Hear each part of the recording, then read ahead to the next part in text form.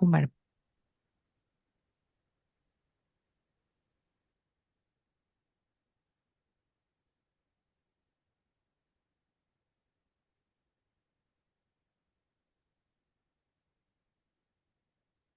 ही कुंडली आहे 17 ऑगस्ट, आता जेव्हा रवी बदलला ना तेव्हाची कुंडली. रवी संक्रमणाची कुंडली. रवी सकाळी 8 वाजता 17 ऑगस्टला बदलला. रवीचं संक्रमण झालं सिंह राशीमध्ये. तर कोणी सांगू शकाल का की 2027ला परत सिंह राशीमध्ये कधी संक्रमण होईल, किती वाजता होणार?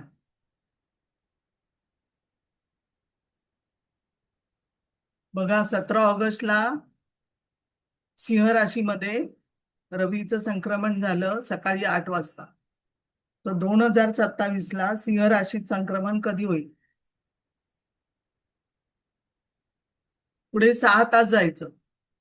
तर दुपारी 8 वाजता 2027ला रवीचं संक्रमण होईल.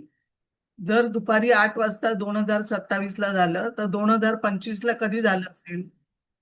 तर परत 8 वाजता यावर्षी झालं तर पाठच्या वर्षी परत 6 मायनस करा, तर पहाटे 2 वाजता होईल. पहाटे 2. हा. तर 2025ला पहाटे 2 वाजता, 2026ला सकाळी 8 वाजता, 2027ला दुपारी 2 वाजता. मग 2028ला काय होईल? लीप इयर आहे. फेब्रुवारीमध्ये 29 दिवस येतात. तर फेब्रुवारीमध्ये लीप इयरला आता संक्रमण पाठीमागे जाणार 1 दिवस. संक्रमण असतं ना, एक दिवस वाढतो. 6, 6, 12, सायंत्रिक 18, सायंचोक 24, असे 24 तासाचे मिळून 1 दिवस वाढतो.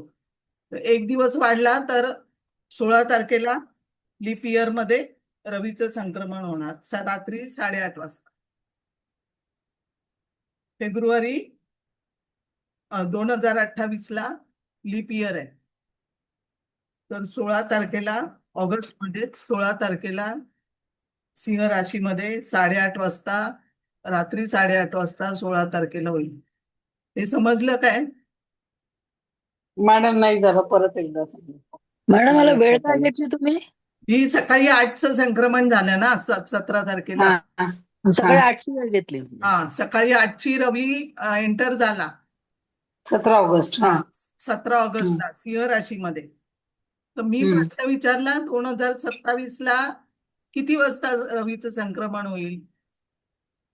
तर 6 तास पुढे जातो ना संक्रमण. तर यावर्षी 8 वाजता झालंय, तर पुढच्या वर्षी किती वाजता होणार? पुढे दुपारी जाणार. दुपारी 2 वाजता होणार. हा, 6 तास पुढे जाणार. हा, 17 ऑगस्टला हा 6 तास हा हा पुढे हा जाणार. मग दोन हा. हजार पंचवीसला कधी झालं असेल तर 6 तास पाठी जा. 2000 पाठी. हा हा हा तर हा. पहाटे 2 वाजता होईल. ओके. हा, हम्म. बरोबर. आता बरोबर. दोन हजार ओके. पंचवीसला पहाटे 2 वाजता, हम्म. 2026ला 8 वाजता, 2027ला दुपारी 2 वाजता. 2. तर हम्म. 2028ला लीप इयर आहे ना, फेब्रुवारीला हम्म. 29 दिवस येणार. तर 1 दिवस वाढतो. तर अच्छा, लीप इयर सगळंच 1 वर्ष पुढे जातं. फेब्रुवारी. हा. फेब्रुवारी. तर बरोबर. हो. 16 तारखेला रात्री 8:30 वाजता होईल रवीमध्ये. हम्म. ओके. 16 तारखेला होईल 8:30 वाजता हम्म. हम्म. रवी संक्रमण. ओके. सिंह राशीचा. हम्म. असंच ओके. प्रत्येकाचं बघायचं. हम्म.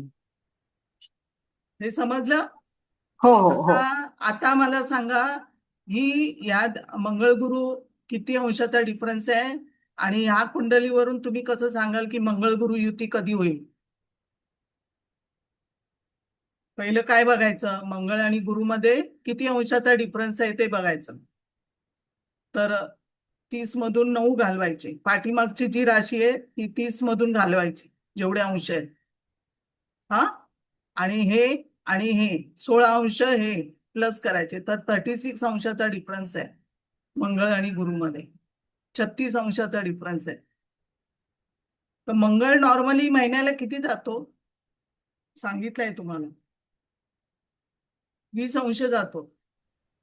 मंगळ हा नॉर्मली महिन्याला 20 अंश जातो, पण मंगळ आता वक्री होणार आहे जानेवारीमध्ये, 10 जानेवारीला वक्री होईल, तर तो स्पीड कमी करेल. मग डिसेंबरला जेव्हा जानेवारीमध्ये वक्री होतो, जो 20 अंशाचा चालणारा मंगळ डिसेंबरमध्ये 5 अंश जाणार, कारण जानेवारीला तो वक्री होणार आहे, तर मंगळ स्पीड कमी करणार वक्री होताना. मग तो 5 अंशच जाणार महिन्याला. मग ऍव्हरेज आपण काढलं तर 15 अंश आतापासून मंगळ जो 20 अंश महिन्याला जातो तो 15 अंश जाईल. ऍव्हरेज 15 धरले मी. हा, आता गुरु जर बघितला तर गुरु हा 2.5 म्हणजे 2.5 अंश महिन्याला चालतो गुरु. तर आता ऑगस्ट ते सप्टेंबर गुरु हा 7 अंश जाणार आहे, अतिचारी आहे, तर 7 अंश जाईल. नंतर सप्टेंबर ते ऑक्टोबर परत 7 अंश जाईल गुरु, आणि ऑक्टोबर ते नोव्हेंबर 3 अंश जाणार गुरु सिंहेत येईल, आणि नोव्हेंबर ते डिसेंबर 1 अंश जाईल गुरु. कमी कमी होणार, कारण का, तर 10 डिसेंबरला म्हणजे सिंहेचा गुरु कधी वक्री होईल, तर ह्याच्यामध्ये सिंहेच्या गुरुमध्ये 7 प्लस करा, 7 नी 5 12, तर डिसेंबरला गुरु वक्री होणार आहे. तर डिसेंबरला गुरु वक्री होईल, 10 डिसेंबरला गुरु वक्री होईल सिंह राशीमध्ये. नंतर परत पाठीमागे तो कर्केत जाणार आहे. पण सिंह राशीमध्ये गुरु वक्री होताना डिसेंबरला तो नोव्हेंबर ते डिसेंबरमध्ये 1 अंश जाणार, आणि ऑक्टोबर ते नोव्हेंबर 3 अंश जाणार. म्हणजे जेव्हा वक्री होतो तेव्हा जो स्पीड असतो तो कमी कमी करणार. तर ऑक्टोबर पासून तो स्पीड कमी करेल. जर डिसेंबरला वक्री होणार आहे तर ऑक्टोबर पासून तो ऑक्टोबर, नोव्हेंबर आणि डिसेंबरला तो स्तंभी होऊन परत वक्री होईल, तर स्पीड कमी होईल. म्हणजे आपण ऍव्हरेज पकडूया 5 अंश गुरुचे. मंगळाचे आपण धरले 15 अंश, गुरुचे आपण धरले 5 अंश. आता ह्यांचा डिफरन्स 15 मधून 5 गेले किती राहिले? 10 ना. समजतंय ना? समजतंय का? ते 15तून 5 गेले ते सांगा मॅडम. येस. आपण ऍव्हरेज 15 अंश पकडले गुरुचे, कारण त्याचा पहिल्या महिन्यामध्ये गुरु हा ऍव्हरेज त्याचा 2.5 महिन्याला चालतो. तर तो ऑगस्ट ते सप्टेंबर पहिले 7 अंश जाणार, ऑगस्ट ते सप्टेंबर महिन्याला. नंतर सप्टेंबर ते ऑक्टोबर तो 7 अंश जाईल. नंतर तो डिसेंबरला सिंह राशीतला गुरु डिसेंबरला वक्री होतो, कारण का 5 + 7 केले तर डिसेंबर महिना येतो, तर डिसेंबरमध्ये गुरु वक्री होणार आहे. तर 10 डिसेंबरला गुरु वक्री होईल, तर ऑगस्ट ते सप्टेंबर 7 अंश, सप्टेंबर ते ऑक्टोबर 7 अंश, नंतर ऑक्टोबर ते नोव्हेंबर परत तो 3 अंश जाणार, कारण तो गती कमी करणार. नोव्हेंबर ते डिसेंबर 1 अंश जाणार. असं आपण ऍव्हरेज जर पकडलं तर 15 अंश ऍव्हरेज पकड, गुरुचे 5 अंश ऍव्हरेज पकडले. कमी होतात म्हणून आपण ऍव्हरेज 5 पकडले. तर 15 मधून 5 गेले किती राहिले? 10 अंश राहतील. आता ह्या मंगळ आणि गुरुचा डिफरन्स 36 अंश आहे, तर 36 डिवायडेड बाय 10 करा. जो 10 अंश डिफरन्स आपण बघितला तो या 36 अंशाच्या डिफरन्स मध्ये 10 डिवाइड करा. मॅडम हा 36 कसा काय येतो? पण एक रास मागे म्हणजे 30 अंश. 30 अंशामधून 9 गेले किती राहिले? अच्छा, मंगळाचे 9 वजा करायचे. हा, 30 30 21 अंशाची रास आहे. 21. हा हा, 21 + 16 बरोबर. 37 होतात ना. 36. हम्म. 36 37 36 पकडा. 36 अंशाचा हा डिफरन्स आहे. तर हा ओके. 36 अंशाचा डिफरन्स, आणि आपण ह्या हा दोघांचे ऍव्हरेज काढला. हा. मंगळाचे 15 अंश, गुरुचे 5 अंश. 15 मधून 5 गेले, 10 राहिले. 10. तर 10, तर ह्या 36 मधून 10 डिवाइड करा, तर किती राहिले? 3 महिने. बरोबर. हम्म. 3.6 3.6 6 हा 3.6 म्हणजे 3 महिने ऍव्हरेज पकडा. तर आता हा मंगळ गुरु 3 महिने आतापासून म्हणजे आपण ऑगस्टची तारीख टाकली. ऑगस्ट, सप्टेंबर, ऑक्टोबर आणि नोव्हेंबर 3 महिने झाले. म्हणजे 15 नोव्हेंबरला मंगळ गुरुची युती होईल.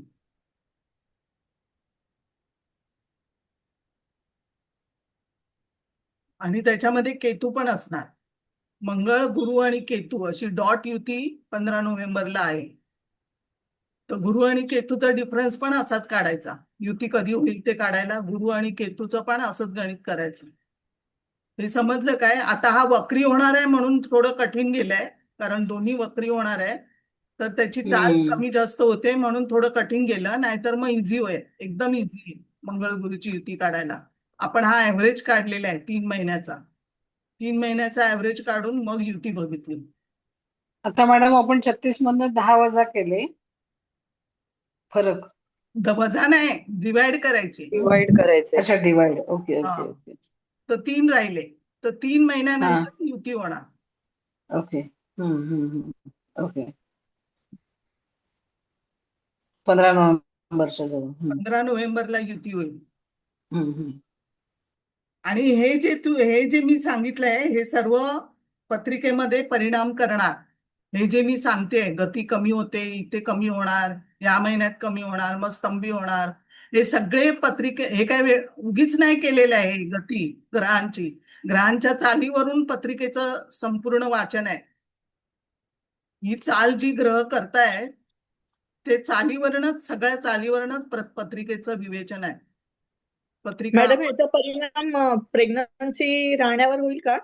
नाही. आता जशी पत्रिकेमध्ये असेल तसं गुरु मंगळ आता केतू तर ज्यांच्या पत्रिकेमध्ये आहे त्याप्रमाणे परिणाम मिळणार त्याचे.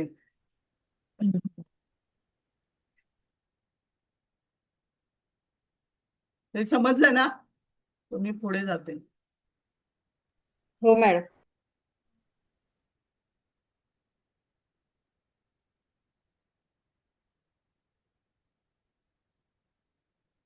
ही तुम्हाला दिलेली कुंडली लिहून घ्या. 6/9/2017 6/9/2017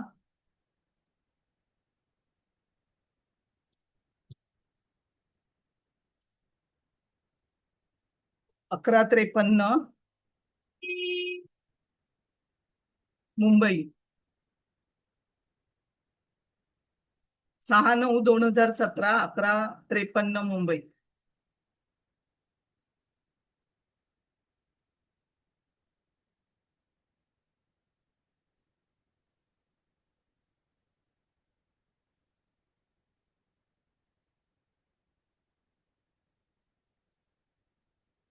₹53 PM आहे ना त्याच्यात? नाही, सकाळी मुंबई. सकाळी. ओके. वृश्चिक लग्न आहे. 5 अंशाचं लग्न.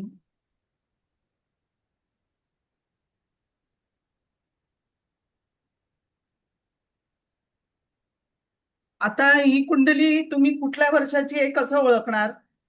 एक तर प्लुटो वरून काढता येतं कुठल्या वर्षाची आहे ती, आणि दुसरं शनी कुठल्या नक्षत्रात आहे बघा.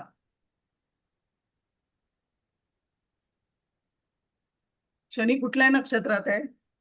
ज्येष्ठाचार. ज्येष्ठा ह्या कितवं नक्षत्र आहे?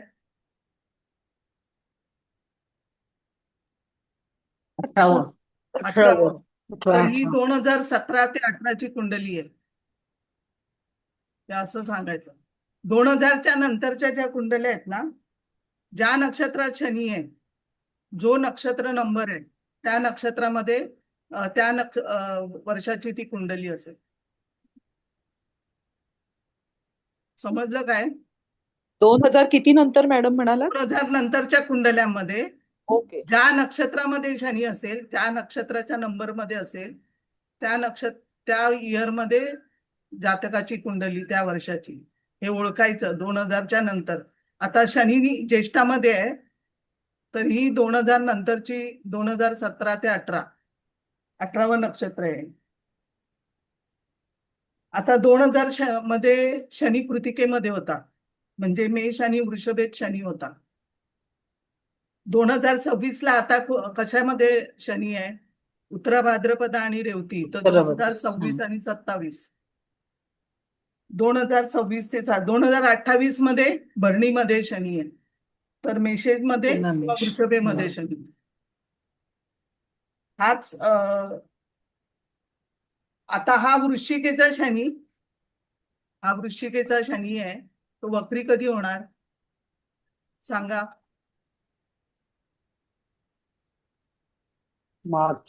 मार्च मध्ये वक्री होणार. 8 मध्ये 7 प्लस करा तर मार्च मध्ये वक्री होईल आणि ऑगस्ट मध्ये मार्गी होणार. तर आता हा 27 अंशाचा शनी आहे, तर कधी मार्गी होईल? आता हा जन्म याचा सप्टेंबर आहे, या जातकाचा जन्म 6 सप्टेंबरचा आहे, याचा अर्थ तो मार्गी होणार आहे. 6 सप्टेंबरचा आहे, तो कधी मार्गी होईल? 30 ऑगस्टला. 26 ऑगस्टला. म्हणजे जवळजवळ त्याच रेंजमध्ये 27 अंशाचा आहे. तर पाठीमागे जायचं, मार्गीच्या वेळेला पाठीमागे जा, पाठीमागच्या डेट बघा. वक्रीच्या वेळेला पुढच्या डेट बघा. आसपासच असतात, 4-5 अंशावरच असतात तारखा. तर हा 26 तारखेला हा वक्री झालेला आहे, मार्गी झालेला आहे. आणि ज्या अंशावरती असतो ना तिथपासून तो स्तंभी असतो. 27 अंशाचा आहे, तर 27 तारखेपासून तो स्तंभी झालेला आहे.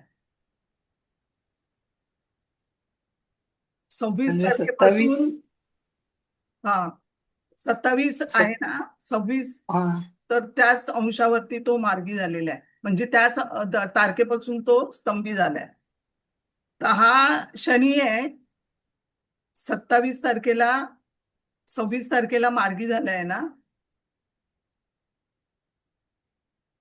तर हा शनी 6 तारखेपर्यंत 1 अंश चाललेला आहे, म्हणजे 10 ते 15 दिवस चाललेला आहे.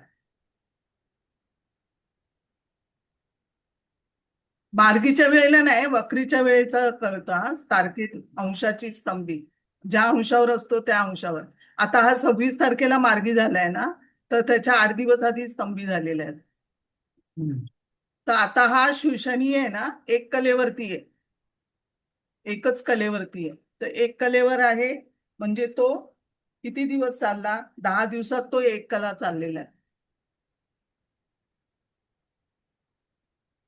त्याच्यानंतर शुक्र 2017ला वक्री होता का काढायचं असेल तर 2017, हे तुम्हाला आता येणार नाही एवढं, तुम्ही सगळे नवीन आहात, पण होता, वक्री होता. कसं काढायचं? 2017 मधून 1900 गेले तर 117 डिवायडेड बाय 8, तर 5 राहिले. म्हणजे मार्च मध्ये हा शुक्र या वर्षात वक्री झाला होता. नंतर दुसरा आहे बुध.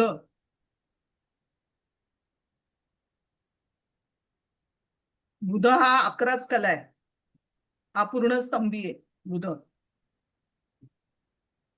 रवी आणि बुधाचा डिफरन्स 15 अंश आहे. रवीच्या पाठी बुध आहे का पुढे आहे? कुठे आहे?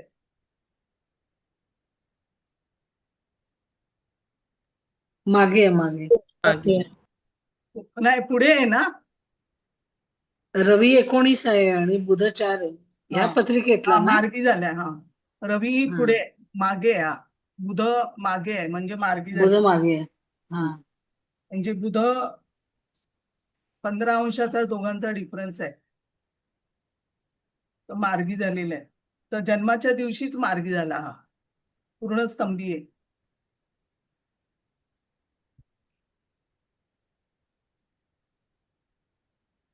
आता युत्या बघा या कुंडलीमध्ये, ही स्पेशल चाइल्डची मुलगा आहे, स्पेशल चाइल्ड आहे.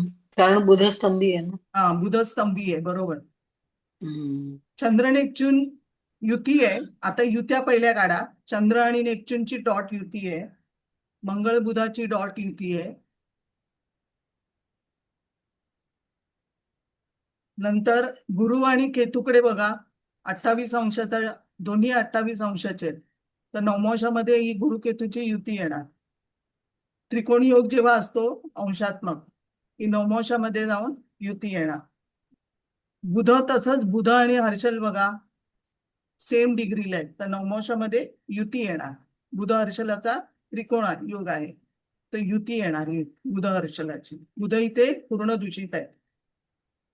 नक्षत्र बघितलं तर अनुराधाचं पहिलं चरण आणि मांदी आहे अनुराधाचं दुसरं चरण. लग्न बिंदूवरच मांदी आहे. नक्षत्र दुसरी कुठली खराब आहेत, तर शनी जो आहे तो ज्येष्ठा 4 मध्ये,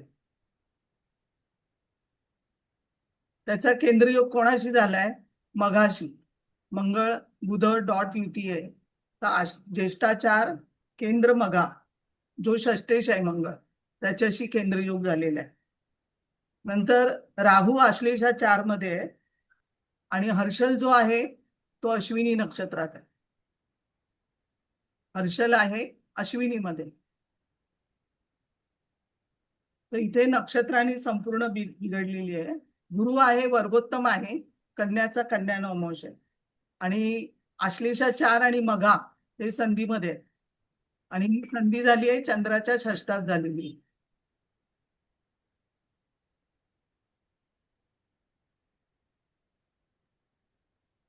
वृश्चिक लग्न, लग्नी शनी, धनस्थानामध्ये प्लुटो, तृतीय स्थानात केतू, चतुर्थात चंद्र आणि नेपच्यून, षष्ठामध्ये हर्षल अश्विनीमध्ये. अश्विनी हे मेषराज मेंदूला प्रॉब्लेम करणार. मेषेचा हर्षल अश्विनीमध्ये मेंदूला प्रॉब्लेम करणार. बुध इथे नसांचा प्रॉब्लेम करेल. इथे भाग्यामध्ये कर्केचा शुक्र राहू, आणि दशमामध्ये बुध मंगळ रवी, लाभस्थानामध्ये गुरु.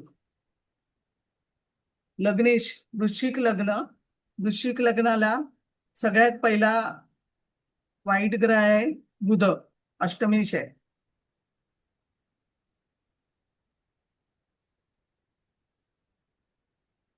आणि कुंभ राशीला अष्टमेश कोण आहे,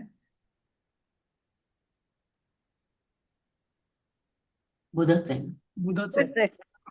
बुध हा कन्या. बुध आहे. हा, कन्या रास. हा, त्याचा बुधच. पण अष्टमेश बुध आहे, आणि वृश्चिक लग्नाला पण अष्टमेश बुध आहे, आणि बुध दूषित आहे अष्टमेश म्हणून.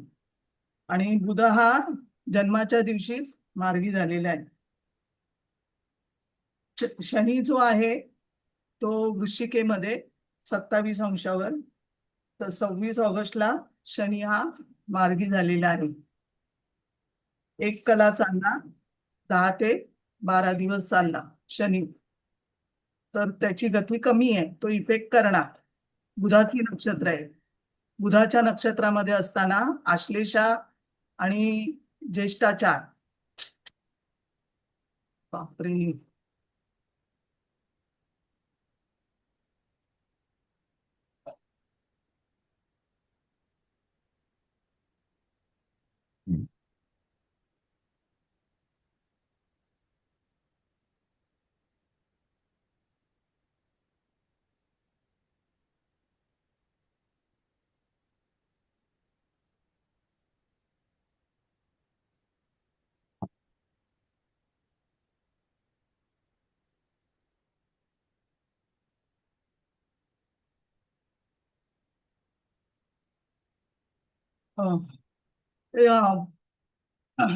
मी घेत नाही हा विद्या. मी घेतलं तर इथे जात आहे सगळं. इथे 1 कला चाललेला आहे हा शनी मार्गी होऊन, म्हणजे 10 ते 12 दिवस चाललाय. लग्न वृश्चिक, रास कुंभ, शनी ज्येष्ठा 4. नंतर लग्नेश जो आहे तो मंगळ मघा नक्षत्रात, अष्टमेश बुधाच्या युतीत आहे, डॉट युतीत आहे. मंगळ षष्टेश पण आहे. मंगळाची दृष्टी लग्नावर आहे, त्याच्यामुळे लग्नस्थान त्याने बलवान केलं, त्याच्यामुळे आयु चांगली आहे. कारण लग्नेशाची दृष्टी, मंगळाची दृष्टी लग्नेशावर आहे, तर लग्नेश लग्नस्थान त्याने बलवान केलं, पण लग्नेश जो आहे तो मघा नक्षत्रात आणि बुधाच्या पूर्ण युतीत आहे. अष्टमेश बुधाच्या युतीत आहे. राहू जो आहे तो आश्लेषा 4 मध्ये आणि मंगळ बुधाच्या संधीमध्ये. राहू बुध, राहू मंगळ हे सगळे युतीत आहेत. बरोबर ना? फास्ट होत आहे काय? हो हो. नाही, बरोबर आहे मॅडम. नाही मॅडम, थोडं फास्ट होतं, लिहायला नाही जमत. लिहायचं काय तुम्हाला? अरे तुम्ही नाही नाही, लिहू नका. मी YouTube वर रेकॉर्डिंग आहे टाकणार ना. आहे. सगळं नाही लिहित आहे, हा, पण हे लिहिलं पण जे काही ठीक वेगळं असेल आहे ना, ते हा हा, तर मग हे जे मी सांगते ते सगळं जाईल निघून. हा. लिहून वहीतच राहणार आहे तुमच्या. ती परत कधी वही उघडली जात नाही. म्हणजे प्रत्येक कुंडली समोर आली की कसं सांगायचं, कुठे बिघडलंय नक्षत्राने, गतीने कुठे बिघडलंय. आता ही मघामध्ये संधीमध्ये आहे, त्याच्यामुळे संधीमध्ये असल्यामुळे प्रॉब्लेम आहे. चंद्राच्या षष्ठात आहे. माईक बंद करा. नंतर मेषेचा शनी, मेषेचा हर्षल अश्विनीमध्ये. याचा प्रॉब्लेम काय आहे की हा बसत नाही, बॉडीमध्ये टाइटनेस आहे आणि झोपून रांगत जातो, स्टिफ करतो बॉडी आणि त्याचे हात वर, मसल म्हणजे मसल्स प्रॉब्लेम. मंगळ बुधाचा प्रॉब्लेम आहे हा. मंगळ बुधाचा प्रॉब्लेम आहे. मसल्स काम करत नाहीये, त्याचे स्टिफ आहेत, म्हणजे कडक आहेत मसल्स. त्याच्यामुळे हा रांगत जातो, बोलत पण नाही. बुध बिघडल्यामुळे बोलत पण नाहीये. म्हणजे पत्रिकेमध्ये बुध जर किती महत्वाचा आहे, तो जर वृश्चिक आणि मेष लग्नाला जर बुध बिघडला, मेषेला जर बुध बिघडला तर फिट्स येणं वगैरे, मेंदूचे प्रॉब्लेम होतात. आणि वृश्चिकेला जेव्हा बुध बिघडतो तेव्हा मानसिकता आणि इतर प्रॉब्लेम्स भरपूर होतात. पण बुधासारखा ग्रह कुंडलीमध्ये कधीच बिघडायला नाही पाहिजे, कारण बुध म्हणजे तुमच्या नर्व सिस्टीम आहेत सगळ्या, मज्जातंतू, मज्जारज्जू सगळ्या आहेत. त्याच्यामुळे बुध बिघडला नाही पाहिजे कुंडलीमध्ये. आणि बुध हा वर्षातनं 3 वेळा वक्री होतो, त्याच्यामुळे तो स्तंभी, गती कमी हा थोडाफार दिसतो कुंडलीमध्ये. त्याच्यामुळे बुध हा चांगला पाहिजे. इथे मसल्स काम करत नाही याचे, म्हणजे कधी कधी मॅग्नेशियम कमी असतं की हा प्रॉब्लेम येतो, आणि डिहायड्रेशन आणि B12 कमी असतं. लग्नी शनी, शनी ज्येष्ठाचार, लग्नी शनी कधी नसावा. वृश्चिक लग्नाला लग्नी शनी चांगला नाही. नंतर आश्लेषा 4 मध्ये राहू आहे, ज्येष्ठाचार आणि आश्लेषा 4. याचा नक्षत्र स्वामी बुध हा मघा नक्षत्रात असून स्तंभी आहे, मंगळाच्या डॉट युतीत आहे. बुध मंगळ हे 2 शत्रू आहेत, त्याच्यामुळे इथे रवीला काही महत्व नाहीये. रवी त्याचं आरोग्य चांगलं करेल, आयुर्दाय भरपूर देईल. मंगळाची दृष्टी लग्नावर, त्याच्यामुळे आयु भरपूर आहे. त्याने लग्नस्थान बलवान केलेले आहे. पण इथे प्रॉब्लेम असे आहेत. बुधाच्या नक्षत्रात बुधस्तंभी. केतू जो आहे, केतू आहे तो धनिष्ठामध्ये आहे, मंगळाच्या नक्षत्रात, आणि मंगळ मघामध्ये. मग आता जर असं झालंय, जन्मताच असं आहे, तर जन्मताच्या दशा बघायच्या. राहूमध्ये, मंगळामध्ये गुरु आहे.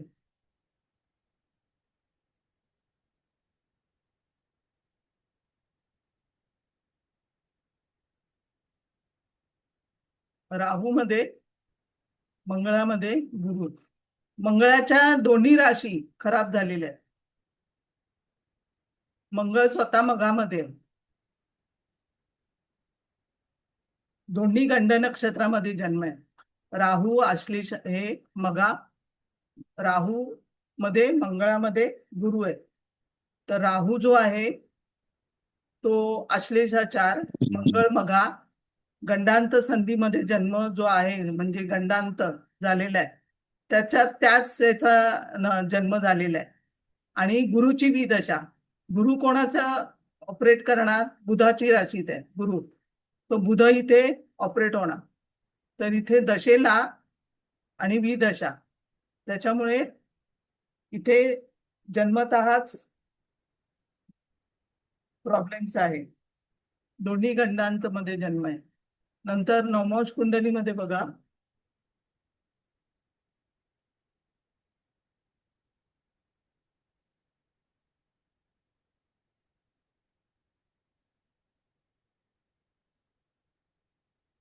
इथे दशमामध्ये याच्या शनी ज्येष्ठाचार मध्ये पडलाय. हा, वडील बरोबर नसणार. मी याच्या आईची कुंडली दाखवते. ज्येष्ठाचार हे व्यसन दाखवतं. तर वडील व्यसनी असू शकतात.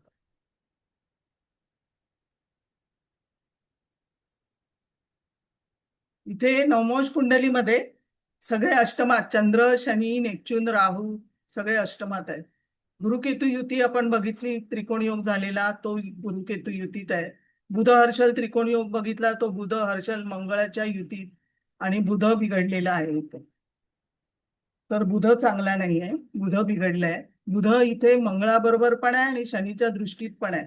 तर इथे नवमोश कुंडलीमध्ये जाऊन तुम्हाला पक्क कळतं, म्हणजे 100% कळतं इथपर्यंत बिघडली आहे कुंडली. तर नवमोशामध्ये बुध हा जास्त बिघडलेला आहे, जो अष्टमेश आहे. कोणाचा? राशाधिपती पण, राशीचा पण अष्टमेश आहे आणि लग्न कुंडलीचा पण अष्टमेश आहे. तर अष्टमेश होऊन बुध हा जास्त बिघडलेला आहे. तो लग्नेशाच्या पूर्ण युतीत आहे, बोलत नाही बुध खराब असल्यामुळे. आणि इथे काय झालं, हर्षल हा अश्विनी, हर्षल आणि मगा हे इथे पण नक्षत्र वापरायची. तर हर्षल जो आहे तो अश्विनी मधला आहे आणि बुधाच्या इथे आले, एकत्र आले बुध हर्षल मंगळ. त्याच्यामुळे मेंदूला, अश्विनी नक्षत्र मेंदूला प्रॉब्लेम करणार. पेशेचा हर्षल. आता मंगळ जेव्हा दशा लागली, अंतरदशा, तेव्हा हा हर्षल पण ऑपरेट होणार, षष्ठ स्थान पण ऑपरेट होणार, लग्नेश ऑपरेट होणार, षष्ठ स्थान पण ऑपरेट होणार. तर इथे ऍक्टिव्ह होणार, म्हणजे हर्षल इथे ऍक्टिव्ह झाला जन्मता, तर अश्विनीमध्ये आहे. तर इथे मेंदूला कुठेतरी धक्का लागणं, नसांचा प्रॉब्लेम होणं, बुध नसांचा प्रॉब्लेम देतो.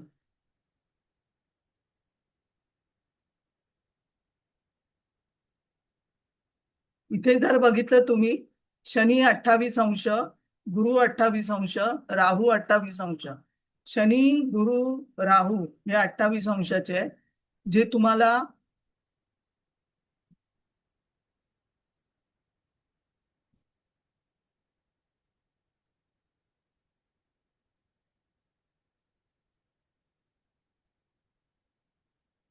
तुम्हाला त्रिशांश कुंडलीमध्ये एकत्र भेटणार, एकत्र असणार.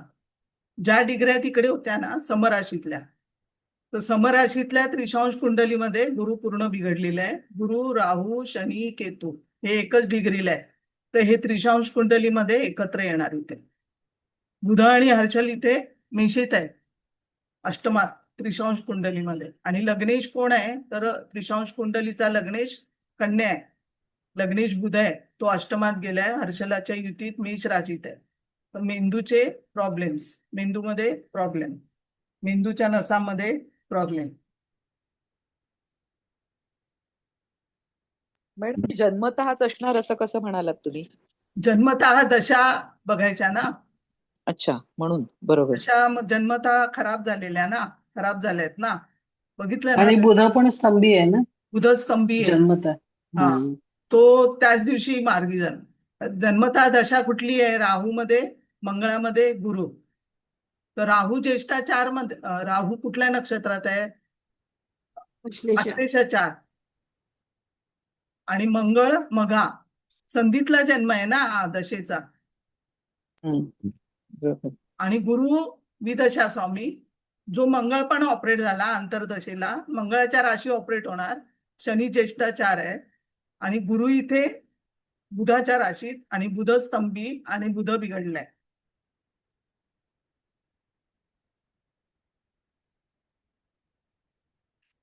इथे ह्याला कमी काय झालं, ह्याला B12 कमी आहे. बुध, मंगळ, रवी जेव्हा असतं ना, तेव्हा B12 कमी असतं. B12 कमी असतं म्हणजे रक्तातील लाल पेशी आणि मज्जासंस्थेशी संबंध येतो इथे B12 मध्ये. ते याच्या, आणि हे पण मॅग्नेशियम पण कमी आहे. मॅग्नेशियम गुरुचंद्राकडे आहे मॅग्नेशियम. तर ते मसल्स मसलसाठी प्रॉब्लेम करतं आणि झोप चांगली येत नसेल तर मॅग्नेशियम खावं तर झोप चांगली लागते. नंतर कॉन्स्टिपेशन मध्ये सुधारणा करायची असेल तर मॅग्नेशियमच्या गोळ्या खायच्या. आणि जर बघितलं तर पालक पालक आणि भोपळ्याच्या सीड्स असतात ना, त्या खायच्या. तर त्याच्यामध्ये जास्त मॅग्नेशियम आहे भोपळ्याच्या सीड्स मध्ये आणि पालकमध्ये. तर मसल्स, नर्व सिस्टीम हे मॅग्नेशियम कमी असतं. ते तुम्हाला ग्रहांपासून विटॅमिन काय कमी असतं ते माहिती आहे काय? नाही. नाही मॅडम मॅडम. नाही माहिती, सांगू? हम्म. हो सांगा ना. चालेल चालेल. हा, आता विटॅमिन ए कशामध्ये कमी आहे? विटॅमिन ए म्हणजे रवी. रवी तुमचा बिघडला तर विटॅमिन ए कमी असतं. बी वन म्हणजे थायामीन. थायामीन म्हणून एक घटक असतो, तो B1 मध्ये आहे. त्याच्यामध्ये बुध खराब झाला तर बुध म्हणजे नर्व्स, मसल, नंतर हार्ट फंक्शन आणि कार्बोदक जी असतात ते कार्बोदकाचं विघटन करण्यासाठी हा घटक महत्वाचा आहे. कुठला? Thiamine, B1.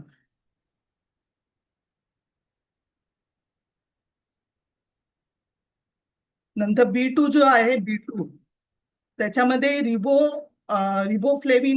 रोबोफ्लेविन नावाचं हे असतं, घटक असतो रिबोफ्लेविन. तो रवी आणि बुध याच्याकडे दिलेले. बी टू रिबोफ्लेविन असं नाव आहे, तो घटक आहे त्याच्यात B2 मध्ये. तो रवी आणि बुधाकडे. त्याच्यामध्ये रवी आणि बुधामध्ये हे जर बिघडलं असेल तर सेल जे ग्रोथ करतो आपण ते त्याच्यासाठी. आणि स्किनसाठी एक आहे, डोळ्यासाठी आहे. नंतर घसा खवखवणं, नंतर तोंडाला सूज येणं, तोंडाला छाले येणं, तोंडाला भेगा पडणं, ओठांना भेगा पडणं, हे B2 कमी असेल तर. नंतर यांनी मशरूम आणि डेअरी प्रोडक्ट जास्त खायचे. नंतर B3 हे बुधाकडे आहे. B5 जे आहे ते बुधाकडे आहे. B5 पण. B6 बुध आणि मंगळ. B6 बुध आणि मंगळ. आणि B7 आहे ती बायोटीन हा घटक आहे B7 मध्ये. तो बुध आणि शुक्राकडे आहे. ह्याच्यामध्ये सनफ्लॉवर सीड, बदाम, शेंगदाणे जास्त खायचे.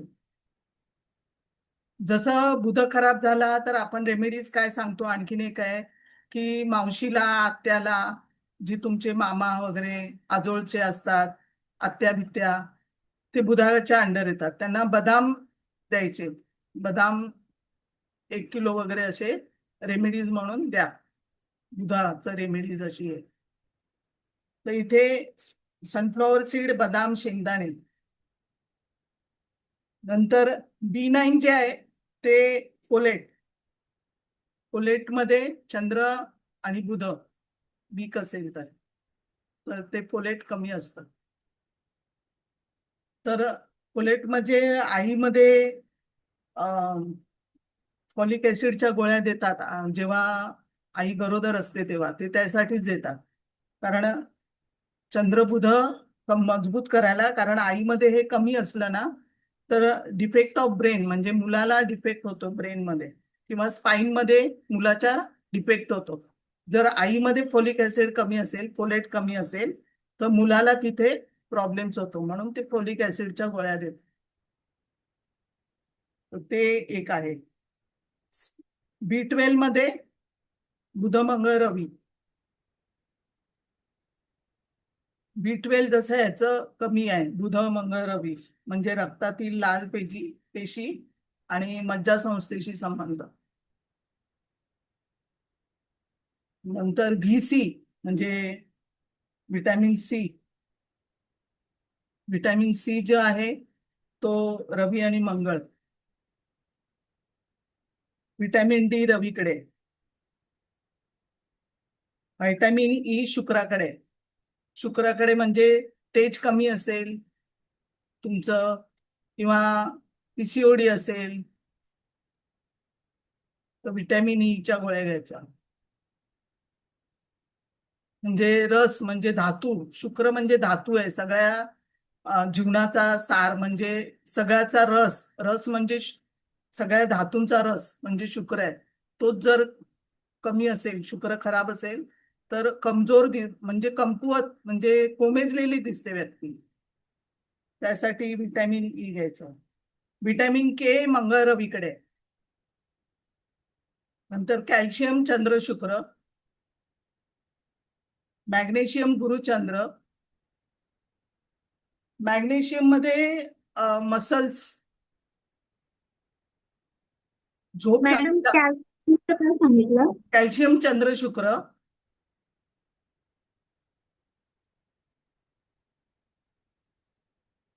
मॅग्नेशियम गुरुचंद्र,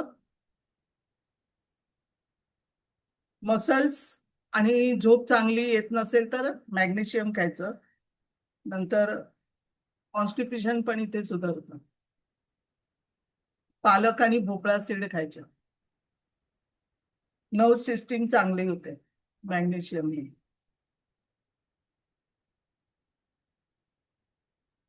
नंतर आयन मंगळाकडे. भोपळा आणि काय कसले सीड्स? आणि भोपळ्याच्या सीड्स मिळतात ना ग्रीन हा. कलरच्या, हा हा. हा, तर त्या ते खायच्या. आणि काय ते मॅग्नेशियम आणि साठी पालक पालक अच्छा, हा पालक सगळ्यात हा. जास्त आहे. ओके मशरूम भरपूर खायचे, मशरूम भरपूर खा. आणि ओके. सगळ्या ड्रायफ्रूटचे लाडू बनवून खायचे. आणि त्याच्यामध्ये साखर खायची नाही. साखर कधी खाऊ नका. साखरेच्या ऐवजी खजूर वापरा. आणि कशाचे लाडू मॅडम? जे मखाणा असतं ना, मखाणा कमळाचं बी, हो हो. ते पण गरम करून ते पण लाडवामध्ये मिक्स करायचं. त्याची पावडर करून ती पण लाडवामध्ये खायची. सगळ्यात जास्त मखाण्यामध्ये हे आहे, प्रोटीन्स जास्त आहे त्याच्यात. प्रोटीन्स, रोजचे प्रोटीन्स भरपूर गेले पाहिजे पोटामध्ये.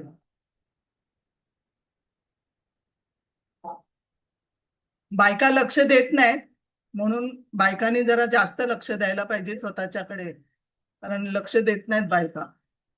नंतर आयन मंगळाकडे आहे. झिंक जी आहे ती गुरु शुक्राकडे. पोटॅशियम गुरुचंद्राकडे. हा धातू आहे. हे सगळे हार्टबीट रेग्युलर व्हायसाठी पोटॅशियम पाहिजे. मॅडम आयन आणि झिंकचं सांगा. आयन मंगळाकडे आहे आणि हम्म. झिंक गुरु शुक्राकडे. आणि पोटॅशियम गुरुचंद्राकडे. त्याच्यामध्ये हार्टबीट रेग्युलर होतं, चांगलं व्यवस्थित होतं. पोटॅशियम पाहिजे, हा धातू आहे. सोडियम चंद्राकडे. आयोडीन चंद्रगुरु आणि फॉस्फरस गुरु रवी. मॅडम पोटॅशियम गुरु शुक्र. गुरुचंद्र, पोटॅशियम गुरुचंद्र. हार्टबीट अच्छा. चांगले होतात.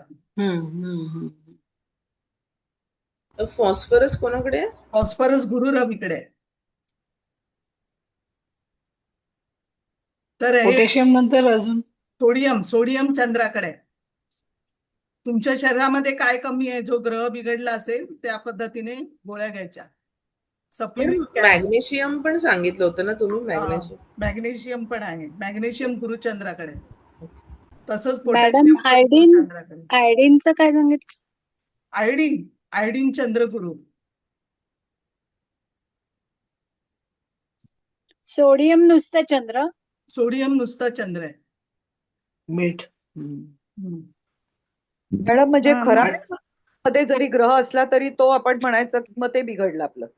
बिघडला असेल ना, तिथे शरीरामध्ये तुमच्या ते काहीतरी कमी आहे. मी म्हणजे नक्षत्र खराब असेल त्या ग्रहाचं तरी त्या म्हणजे. मॅडम ग्रहाचं करायचं. फॉस्फरस जो आहे तो गुरु आणि रवीकडे आहे. आणि madam vitamin C. Vitamin C हे रवी मंगळाकडे आहे. मॅडम हे लिहिता आणि येईल सगळं. Vitamin D? व्हिटॅमिन डी रवीकडे आहे. व्हिटॅमिन ए अच्छा. डी रवीकडे. हम्म. मोस्टली व्हिटॅमिन डी कमी असतं म्हणून ते हम्म. गुडघे वगैरे होतात. बोन्स. बोन्स रवी आपण काही सूर्यप्रकाशात जात नाही ना हल्ली, त्यामुळे ते मग सप्लिमेंट वेगळ्या घ्यावी.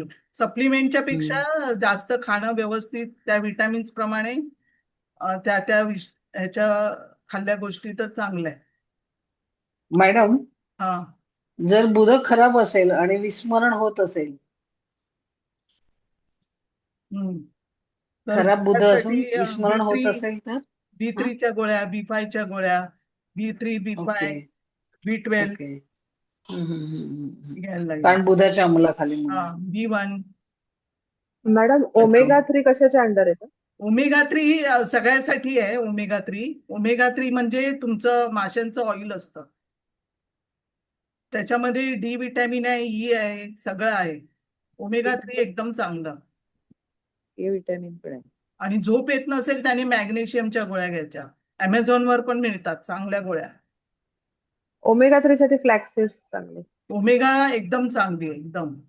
आळशी असते ना, आळशी, ते त्याच्यामध्ये जास्त आहे. आळशी काय घ्यायची. हा तेच फ्लॅक्स सीड्स. तेच हा. जवस किंवा हे म्हणतात. जवस जवस हा. त्याची चटणी करून पण घ्यायची. हो. आता ह्याच्यामध्ये काय प्रश्न विचारायचे आहेत?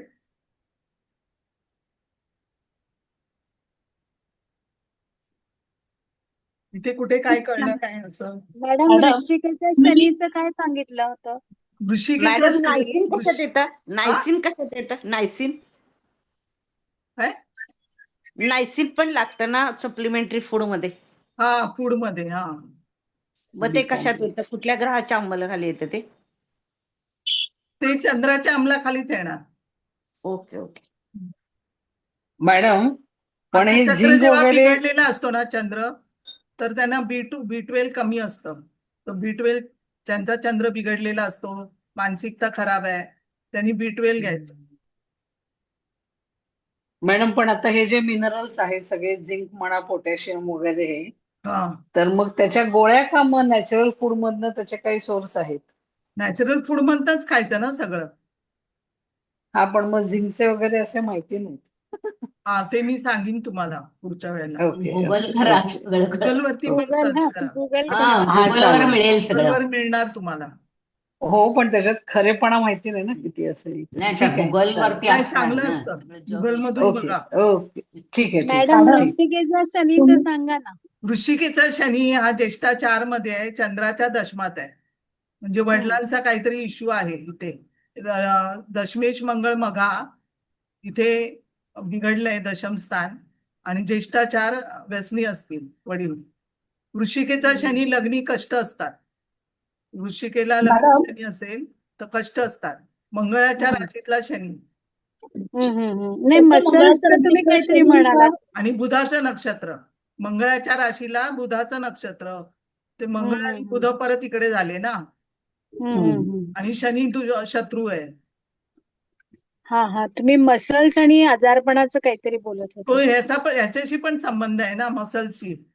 म्हणजे इथे हाडामध्ये किंवा कधी कधी मसल्स मध्ये इथे प्रॉब्लेम येतात. शनी आकुंचन करतो, तर मसल स्टिक करणं हे शनीचं काम आहे.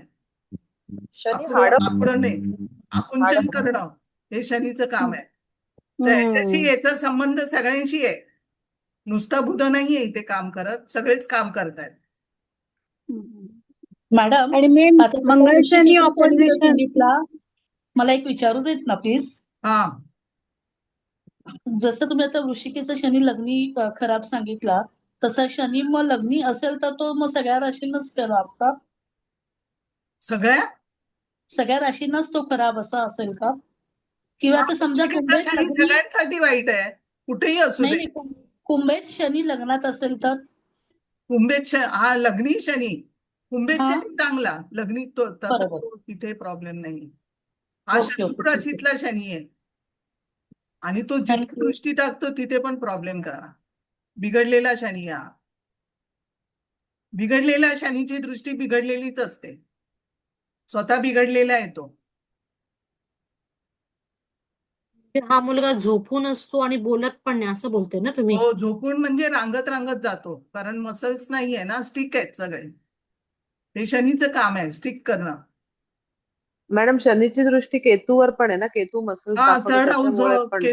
केतू पण आहे इथे. केतू मंगळाच्या नक्षत्रात आहे, शनीच्या हा, राशीत आहे. तर शनीच्या केतू दृष्टीत आहे. म्हणजे ज्या नक्षत्रामध्ये तो नक्षत्र स्वामी बघायचा कुठे आहे, कसा आहे, तर तो नक्षत्र स्वामी पण खराबच आहे ना.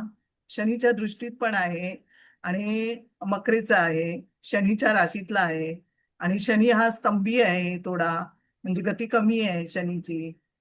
आणि केतू आहे धनिष्ठामधला आहे आणि त्याचा नक्षत्र स्वामी मंगळ मघामध्ये आहे. म्हणजे दशा जेव्हा येणार तेव्हा हे ऑपरेट होणार, पण दशेला ते गोचर लागलं पाहिजे. आता आता जास्त त्रासदायक आहे, कारण केतू चाललाय इथनं मघामध्ये. हा, सिंवेतून हा, केतूचं. तर आता प्रॉब्लेम आहे.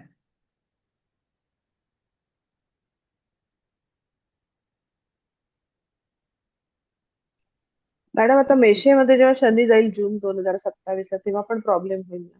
हा, 2000 हो, अश्विनीमध्ये येणार. पहिली जेव्हा एंट्री करेल त्यावेळेला त्रास होणार. अश्विनीला हर्षलावरून शनी जाणार आहे. आणि आणि अश्विनी नक्षत्रावरनं पण त्याला आणि केतूवर दृष्टी 10वी येईल बरोबर? केतूवर दृष्टी येणार. मॅडम ऑलरेडी केतूचा शनीची नक्षत्र दृष्टी आहे. केतूचा नक्षत्र स्वामी पण खराब होणार का? हा, केतूचा नक्षत्र स्वामी मंगळ आहे. दशेला हा. सांगते. हा, हो. असं पण खराबच आहे, पण दशेला तो मंगळ ऑपरेट होणार. हो. आणि मंगळ मघामध्ये आहे. समजा केतूची दशा लागली, हो. हा, आणि केतू मंगळाच्या नक्षत्रात आहे आणि मंगळाला गोचर मघाचं लागलंय, तर इथे प्रॉब्लेम होणार. समजलं काय? केतूची दशा लागली, केतू मंगळाच्या नक्षत्रात आहे आणि हो. नक्षत्र स्वामीला मंगळाला गोचर मघाचं लागलेलं आहे. अच्छा अच्छा अच्छा. म्हणजे ऑपरेट झाला. डबल गोचर लागलं पाहिजे मॅडम. म्हणजे समजा मंगळाला गोचर नसेल तर काही कामाचं नाही मग ते. हा, नाही, इथे मंगळाला गोचर लागला म्हणजे इथे प्रॉब्लेम करणार. हो, बरोबर आहे. हा. पण मंगळाला गोचर नसतं तर नसतं तर मग नाही, सुटका. मग सुटका. हा, तेच. हा, ओके. मग काही नाही होणार.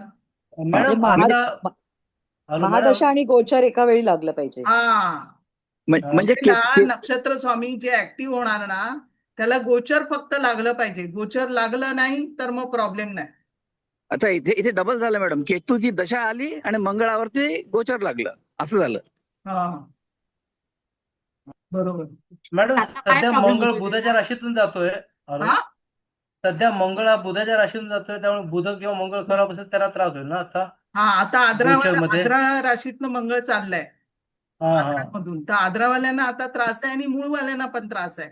आता जास्त त्रास कोणाला आहे, तर आता मंगळ आद्रामधनं चाललंय, तर मूळवाल्यांना जास्त त्रास आहे, कारण मूळला शनीची दृष्टी पण लागली आहे आणि मंगळाची पण लागली आहे. Yes madam, yes. मग ज्यांच्या ह्याच्यामध्ये मूळ नक्षत्र आहे त्यांना आता सगळ्यांना त्रास आहे. हो मॅडम, येस. हा. मॅडम हे किती दिवस जेव्हा राहणार? वृषभेमध्ये मंगळ होता तेव्हा मघाला गोचर लागलेलं. Yes madam. ह्याला काय त्रास होतो एक्झॅक्टली? हा, आता ह्याला काय त्रास काय होतोय आता? त्रास म्हणजे चालत नाही, बोलत नाही, असं आहे ना. म्हणजे आता काय झाला condition? ना, स्पेशल चाइल्ड झाला ना. मला वाटलं आता अजून काही प्रॉब्लेम झालाय की काय असं. आता प्रॉब्लेम नाही, हा असाच आहे, जन्मताच असा आहे. ते जन्मतःच्या दशा पण खराब आहेत ना. जन्मतः दशा पण लागल्या ना तशा. राहूमध्ये मंगळामध्ये गुरु, राहू आश्लेषा 4, मंगळ मघा संधी आणि गुरु जो बुध ऑपरेट झाला. गुरुचं नक्षत्र कुठलं आहे? चित्रा, तो पण मंगळच ऑपरेट झालाय. परत मघा ऑपरेट झाला. गुरुच्या विदशेमध्ये मंगळ ऑपरेट झाला.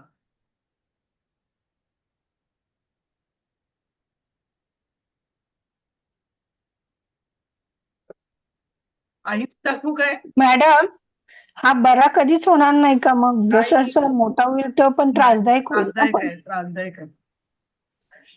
पण बरा होऊ शकत नाही का? नसांच्या डॉक्टरांकडे गेलं त्याला तर तो पण बरा नाही होणार का? जन्मतः जेव्हा अपंग असतात ना तेव्हा कठीण होतं. मॅडम ह्याला भावंडे नाही आहेत ना? भावंड नाही. तू तृतीयात आहे.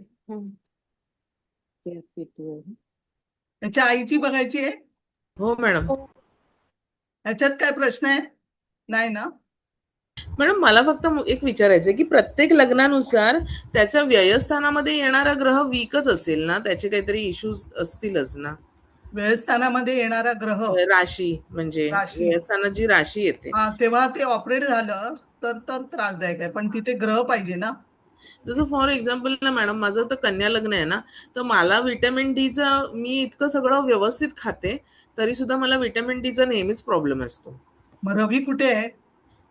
रवी कुटुंबात आहे. तुळेचा आहे ना?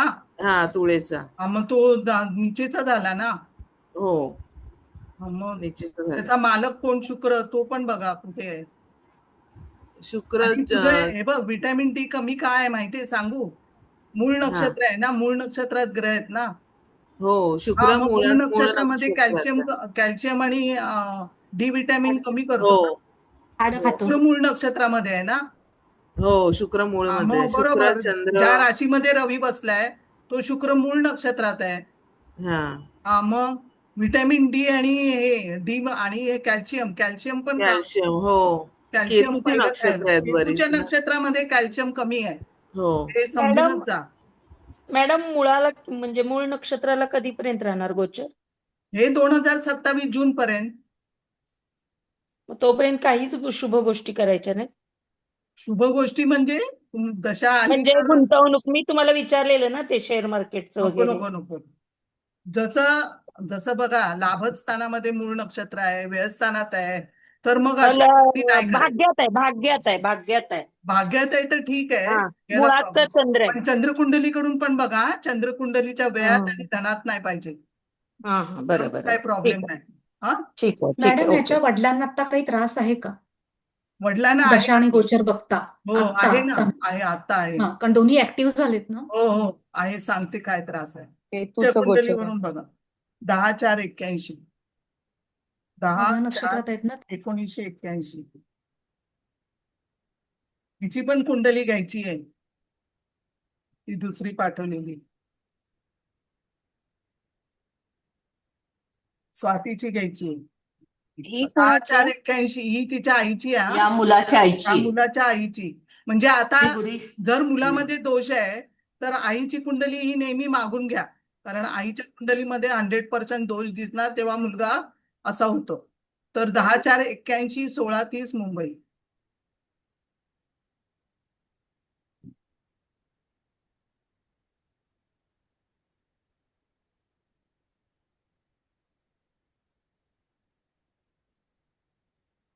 ना घ्या बालाजी.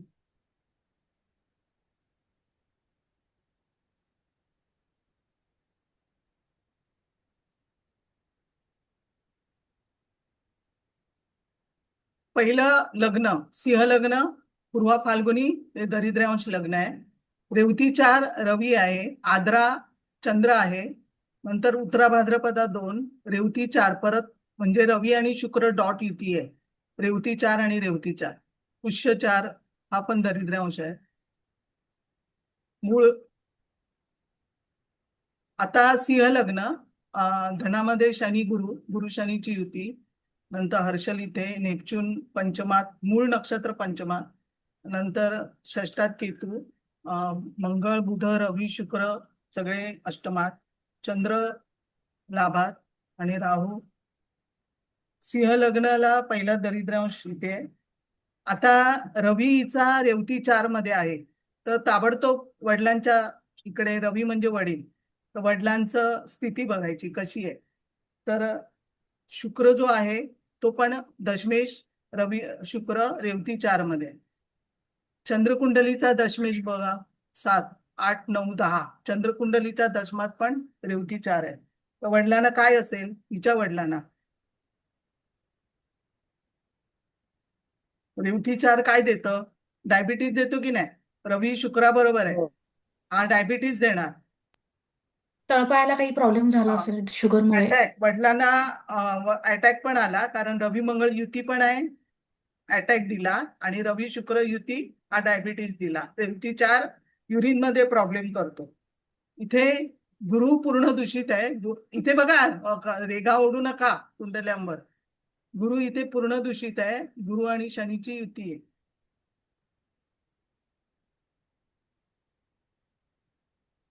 गुरु इथे मंगळाच्या दृष्टीत पण आहे. कारग्रह गुरु खराब आहे. शनी आणि मंगळाच्या दृष्टीत आहे. लग्न कुंडलीचा कोण आहे तो? पंचमेश आहे गुरु, आणि पंचमामध्ये मूळ नक्षत्र आहे. आणि लग्न कुंडलीचा पंचमेश गुरु हा शनीच्या युती आणि मंगळाच्या दृष्टीत आहे. तर इथे बिघडलेला आहे. आता मॅडम चंद्राचा पंचमेश पण शुक्र रेवतीमध्ये, रेवती चार. चंद्राचा पंचमेश शुक्र हा रेवती 4 मध्ये गंड नक्षत्रात आहे. त्याच्यामुळे चंद्राचा पंचमेश पण बिघडला. मग चंद्राचा सप्तमेश गुरु हा बिघडलेला आहे. आणि रवी पतिकारक रेवती 4 म्हणून वडील हे नवरा व्यसनी आहे. इथे ना कधीही द्विस्वभाव राशीमध्ये असा केंद्रयोग नाही पाहिजे. हे तर नेहमी लक्षातच ठेवा. द्विस्वभाव राशीतला असा केंद्रयोग म्हणजे आद्रा ऑपोजिट मूळ,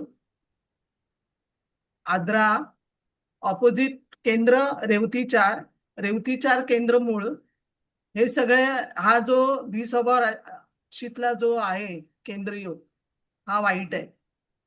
आद्रा रेवती 4 गुरु आणि शनी हस्तमध्ये, आणि शनी हस्तमध्ये असताना चंद्र आद्रामधला आहे. गुरु उत्तरा फाल्गुनी रवीच्या नक्षत्रात असताना रवी रेवतीच्या.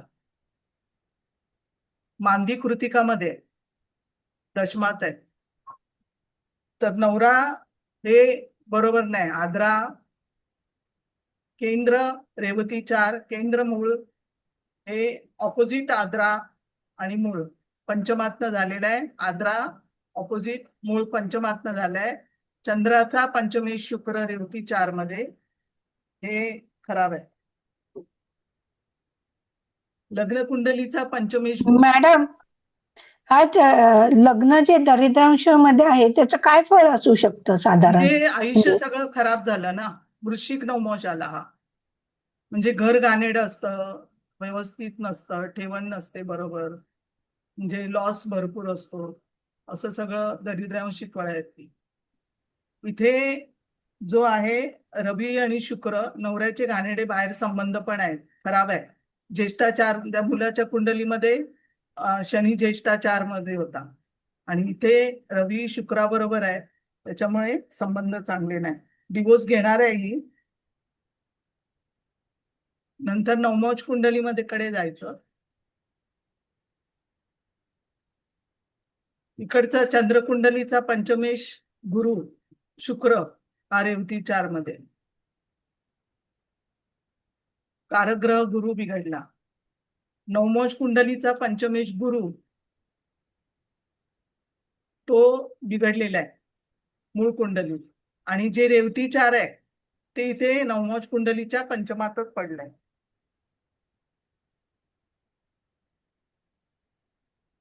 इथे शुक्र जो रेवती 4 मध्ये आहे ते नवऱ्याच्या पायाची नस तिथे प्रॉब्लेम आहे, सुजलाय पाय, पॅरलाइज झालाय नवरा. गुरु बिघडल्यामुळे हिचं शिक्षण पण नाही, शिक्षण झालेलं नाही.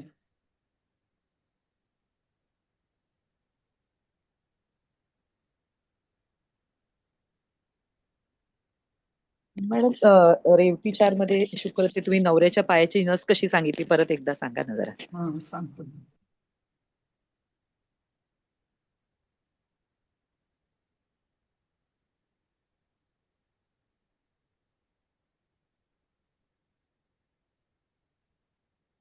हा जो शुक्र आहे ना, नवमोश कुंडलीचा सप्तमेश शुक्र हा रेवती 4 मध्ये. अच्छा अच्छा, हा हा नवमोश बरोबर. कुंडलीचा सप्तमेश शुक्र, आणि रवी म्हणजे पण पतिकारक, तो पण रेवती 4 मध्ये. तर रेवती 4 हा पायाचा प्रॉब्लेम देणारच. हा इथे कळलं मॅडम. नसांचा, इथे बुध पण आहे ना, बुध नीचेच आहे, तर बुध नसांचा प्रॉब्लेम झाला नवऱ्याला, पॅरलाइज आहे, पाय सुजलाय. इथे गँग्रिंग पण होऊ शकता रेवती 4. डायबिटीस होऊन गँग्रीन होणं आणि पायाची बोटं जाणं हे पण होऊ शकतं. म्हणजे व्ययस्थान खराब आहे, मीनरास खराब आहे तर गँग्रीन होईल. गुरु खराब आहे, कारग्रह जो पंचमेश आहे, पंचमात मूळ आहे आणि आद्रा ऑपोजिट मूळ आहे. चंद्राचा पंचमेश शुक्र रेवती 4 आणि रवी बरोबर आहे, मंगळा बरोबर. दशमेश शुक्र रेवती 4 आणि रवी बिघडला. मॅडम पण गुरु त्याच्या स्वतःच्या घराला म्हणजे मीन राशीला बघतोय, मग थोडं नाही. रिलीफ नाही का होणार? नाही, तो शनीने बिघडलेला गुरु आहे ना, बिघडलेल्या गुरुची दृष्टी आहे. गुरु हा मंगळाच्या दृष्टीने शनीच्या युतीत बिघडलेला आहे. एक तर कन्याचा निर्बली,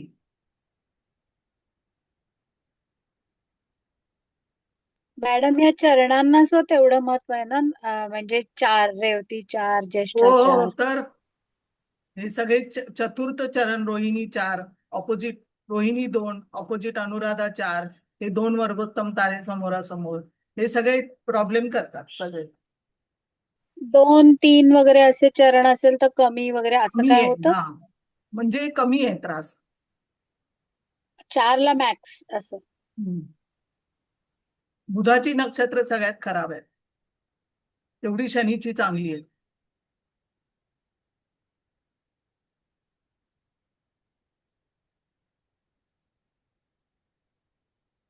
इथे बुध आणि गुरु अंशात्मक आहे, अंशात्मक झालाय, 9 अंश आणि 9 अंश. हा उत्तरा भाद्रपदाचं 2रं चरण आणि उत्तरा फाल्गुनीचं 4थं चरण, हे ऑपोजिशन आहे. आणि तोच हा बुध गुरु एवढे अंशात्मक आहे ना, तो नवमांशामध्ये बुध कन्येत जाईल आणि गुरु मीनेत जाईल, ऑपोजिट होणार तिथे. अंशात्मक आहे हा.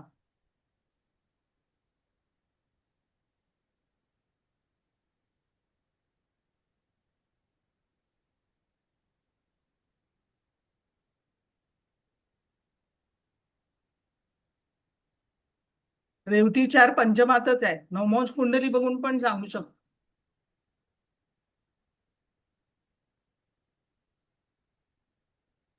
तर त्याच्यामुळे मुलाला संततीला त्रासदायक झालंय. मॅडम या मुलाच्या कुंडलीमध्ये दशमामध्ये मघा नक्षत्र पडलंय, मग त्याला पितृदोष वगैरे असेल का? कारण मंगळ हो, रवी नक्की लागू. नक्की, प्रश्नच नाही. पितृदोष आहे, पितृदोषामुळेच झालेलं आहे. तर्पण विधी करायला पाहिजे.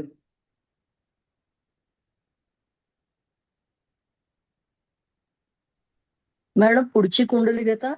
हा घेतो. हे समजलं? हो मॅडम. मॅडम हा जे दारिद्र्यांश आहे हा ते थोडे ते वाईट. कसं काढायचं किंवा कशी ते माहिती द्यावी पूर्व त्याची? फाल्गुनीचं 4थं चरण, पुष्यचं 4थं चरण हम्म. आणि रेवती रेवती नाही, रेवतीमध्ये हम्म. दारिद्र्यांश नाहीये. आणि चित्राचं 4थं चरण, अच्छा. तो वृश्चिक नवमांश आहे. कोणाचं? चित्र 4. चित्रा 4. अच्छा. हम्म. ते हे सर्वतोभद्रमध्ये येतं का पितृदोषाचं मॅडम? हा सर्वतोभद्रमध्ये. हा आलं लक्षात. सूक्ष्मांश हे सगळे सर्वतोभद्रमध्ये, हो हो हो आलं लक्षात आलं. पण तो थोडा दारिद्र्यांश खराब आहे. पूर्वा फाल्गुनी 4 ना? पूर्व फाल्गुनी 4 आणि चित्रा 4. हो. मॅडम हा. दरिद्रांश असेल, जर समजा लग्न दरिद्रांशामध्ये असेल तर त्यांचं हे- कमावलेलं सगळं जातं का? आणि मग परत हे होत असं काही होऊ शकतं का? त्रासदायक आहे, म्हणजे शरीराला पण त्रास होऊ शकतो. पैसा जातो वृश्चिक त्याचा. नवमांश आहे ना, नवमांश कुठला येतो? वृश्चिक येतो ना, अष्टम नवमांश येतो कालपुरुषाच्या कुंडलीनुसार. बघा नवमांशामध्ये वृश्चिक, मकर, कुंभ हे वाईट आहे. या नवमांशातले ग्रह वाईट आहेत. ते मकर म्हणजे पापांश, कुंभ म्हणजे क्रूरांश. तो मकरेचा नवमांश चांगला नाही, तो चालेल, पण मकर, कुंभ आणि वृश्चिक नवमांश चांगला नाही. जे चरण 3 असतात ना ते चांगले, ती लोक हुशार असतात. हा ते सगळे बुधाचे विकर्षणांश पंडितांश असे येतात. लक्षात ठेवायला हे चांगलं आहे. श्रवणचं तिसरं चरण विद्यांश चांगलं आहे. हे तिसरे चरणवाले असतात ते चांगले आहे. आदराचं तिसरं चरण वाईट आहे. आदरा नाही आहे याच्यामध्ये. आदरा हे मॅडम तिसऱ्या याचा पण चरणामध्ये चार्ट असेल तर पाठवा ना. कुंभनवमोश आहे. चार्ट असेल तर पाठवा ना. आहे ना सूक्ष्मवंशाचा चार्ट. आदराचं पाठवू तिसरं शकाल? चरण सगळ्यात वाईट आहे. पाठवलेला ना, तो वेदाचा पाठवलेला. मग त्याच्यामध्येच सूक्ष्मवंश आहेत. नाही आहेत मॅडम त्याच्यात. मग पाठवीन. कुठे कोण हा बोलताय? चालेल. मॅडम ह्या संगीता ग्रुपवर पाठवा. हुद्दार हुद्दार. ह्या ग्रुपवर पाठवा मॅडम.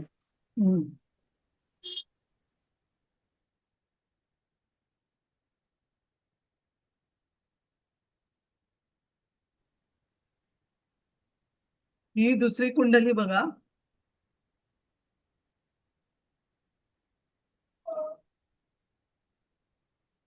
ही 2/11/2004 2/11/2004 5:33 म्हणजे PM आहे, म्हणजे 17:33 आणि मुंबई.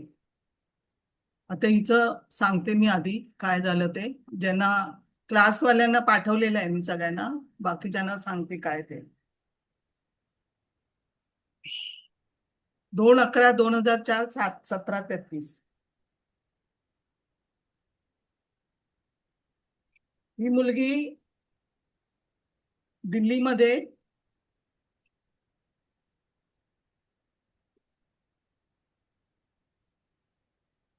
ही कुंडली बघा, ही लिहून घ्या पाहिजे. ही मुलगी आहे ना, दिल्लीमध्ये नॅशनल फॉरेन्सिक सायन्स मधून मास्टर्स करते आणि मेरिटमध्ये पण सिलेक्शन हिचं झालंय हिचं, आणि शेवटच्या वर्षाला आहे. आणि या वर्षाला तिचा प्रोजेक्ट करायचा आहे आणि तिला ऍडव्हान्स जे असतं, जे मिलिटरी किंवा स्पेशल फोर्स पोलीस वापरतात ते तिला बनवायचं आहे. आणि तिला हे प्रोजेक्ट ती गांधीनगरच्या गाईडच्या हाताखाली करायचं आहे. आणि ज्याच्या नावे काही पेटंट्स आहेत. ही इंडियन गव्हर्नमेंटचीच युनिव्हर्सिटी आहे गांधीनगरची पण, आणि तिथे बरेच स्टुडंट असं करतात. त्याची आता ही तिची दिल्लीची टीचर आहे जी, ती हिला सोडत नाही का, तर ही हुशार पण आहे आणि तिला असं वाटतं की दिल्लीच्या टीचरला असं वाटतं की तिच्याच अंडर हिने करावं, की एवढी हुशार आहे की तिचं नाव पण होतं, म्हणजे जी गाईड असते तिचं. म्हणून ती सांगत होती की माझ्याच अंडर तू कर, कारण ही एक सिन्सिअर आणि कॅपेबल स्टुडंट आहे आणि चांगलं प्रोजेक्ट असेल तर गाईडला पण ग्रोथ मिळतं. म्हणून टीचर सांगत होती की तू इथेच कर आणि आपण पेटंटसाठी प्रयत्न करू. ही पण जिद्द करून बसली की हिला असं वाटतं की मी गांधीनगरलाच जाऊन करायचं आहे. आणि गांधीनगरच्या गाईडने पण समोरून इन्व्हिटेशन हिला पाठवलं की तू माझ्या हाताखाली प्रोजेक्ट कर म्हणून, कारण त्याला हिचं जे प्रोजेक्ट आहे ते पण आवडलं होतं तिला. आणि शेवटी टीचरने नाही करत, त्या दिल्लीच्या टीचरने 1 महिन्यानंतर अलाउ केलं आणि आता ती गांधीनगरच्या गाईडची तिथे आली गांधीनगरच्या ह्याच्यात. आणि नेमकं ही आली आणि काय झालं, जी गाईड होती गांधीनगरच्या ह्याच्यातली, तिच्या मुलीला ल्युकोमिया झाला आणि ती हॉस्पिटलमध्ये सिरियस झाली. त्यामुळे गाईड जी आहे ती कॉलेजमध्ये ऍबसेंट आहे. आणि मुलगी इथं आता ही मुलगी टेन्शनमध्ये आली आहे की ज्या हाताखाली प्रोजेक्ट करता येईल का, असा तिचा प्रश्न आहे. आणि डायरेक्ट गाईडच्या संमतीने स्टुडंटला होकार देणार अशी पद्धत आहे.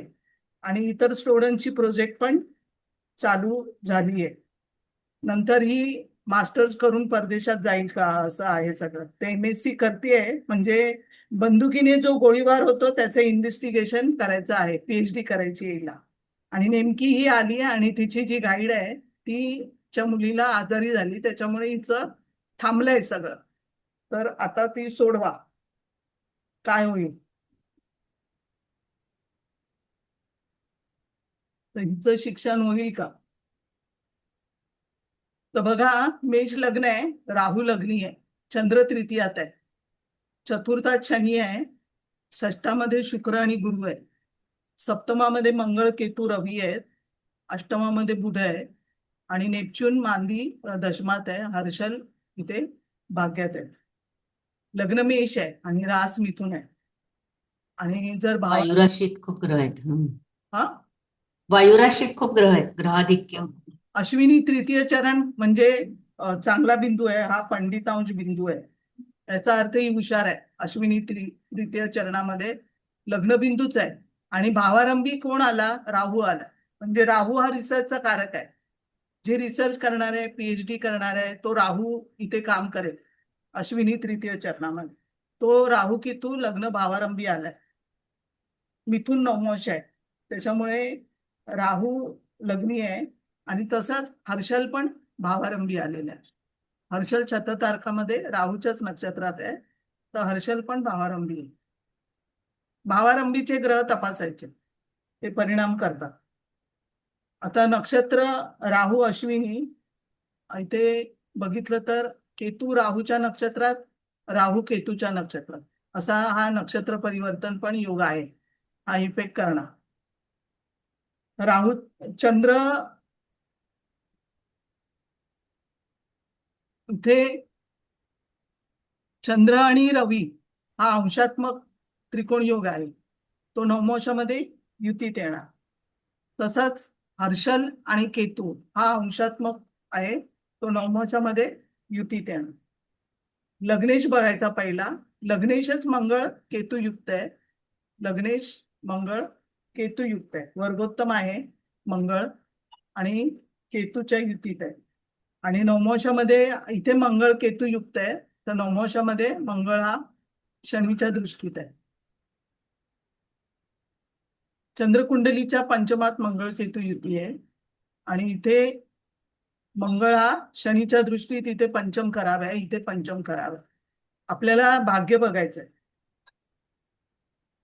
मास्टर्स नंतर परदेशात जाऊन PhD करेल का, असा पण प्रश्न आहे. आता पहिली गती पण बघा.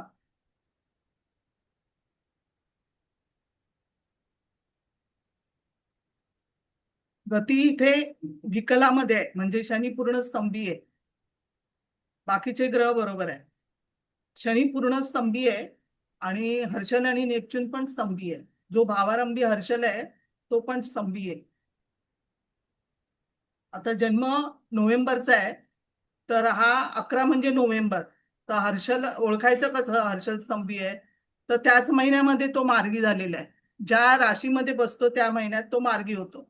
तर हर्षल आणि नेपच्यून हे दोन्ही स्तंभी आहेत, तर इथे त्याच महिन्यामध्ये हा मार्गी झालेला आहे, तर शनी स्तंभी आहे. आता हा कर्कीचा शनी वक्री कधी होतो? 7/4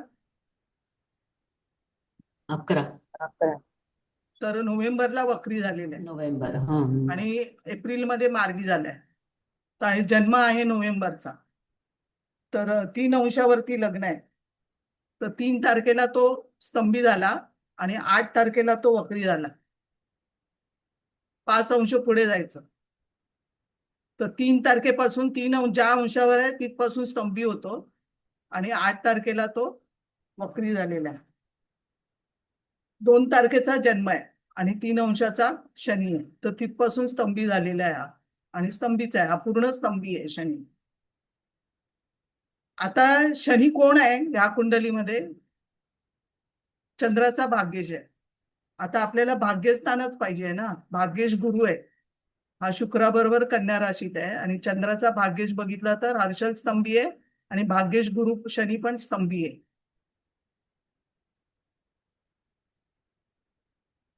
आणि या लग्नाला शनी चांगला नाहीये. इथे चंद्र आद्रामधला आहे, राहूच्या नक्षत्रात आहे.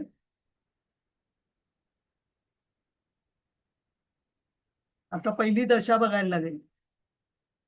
हा जो गुरु आहे भाग्येश, तो तपासायचा आपण. हा तर शनी चंद्रकुंडलीचा भाग्येश शनी स्तंभी आहे. हा गुरु जो आहे तो शनीच्या दृष्टीत आहे, जो शनी बिघडलेला आहे कर्क राशीचा स्तंभी आहे आणि कर्केचा पण आहे आणि शनीच्या दृष्टीत आहे. नववंशात जाऊन पण बघा गुरुला किती बळ आहे, कारण तो वृषभीच आहे. आहे. कारण PhD करायची आहे, पुढचं शिक्षण घ्यायचं आहे, तर भाग्यच चांगला पाहिजे. तर वृषभीच भाग्य आहे मॅडम. गुरु शनीच्या परत दृष्टीत आहे, म्हणजे इथे पण बिघडले आहे आणि मंगळाच्या पण दृष्टीत आहे. तर नवमांश मूळ कुंडलीचा भाग्येश हा गुरु शनी आणि मंगळाच्या दृष्टीत आहे. असं एवढी हुशार मुलगी असं घडायला कारण काय? कुठे भाग्य प्रॉब्लेम करताय? कारण शनी पण स्तंभी आहे आणि भाग्येश पण गुरु स्तंभी शनी मंगळाच्या दृष्टीत आहे. तर पुढच्या शिक्षणासाठी अडथळे असे आले तिला. तर मग शनीचीच महादशा सुरू आहे मॅडम. आता दशा बघूया, थांबा. शनी शुक्र. आता शनीचीच महादशा चालू आहे. शनीची महादशा आणि शनी स्तंभी आहे. शनीमध्ये शुक्र आहे.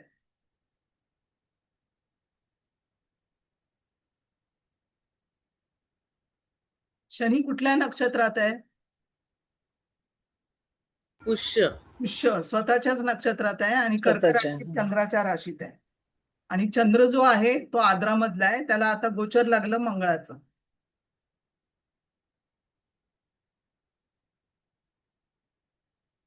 नंतर परत गोचर लागेल पुढचं शनीवर. पुढचं गोचर घ्यायचं, तर शनीवर गोचर लागेल. आता जर मूळचा जो भाग्येश आहे तो गुरु शनीच्या दृष्टीत आहे, तर आता गोचर भाग्येशाला परत गोचर लागलंय ना शनीचं. मूळचा पण शनी गोचरेने शनी गुरुला बघतोय आणि गोचरेचा पण गुरु शनी इथून शनीला बघतोय. तर गुरु इथे भाग्येश म्हणून पूर्ण बिघडलेला आहे.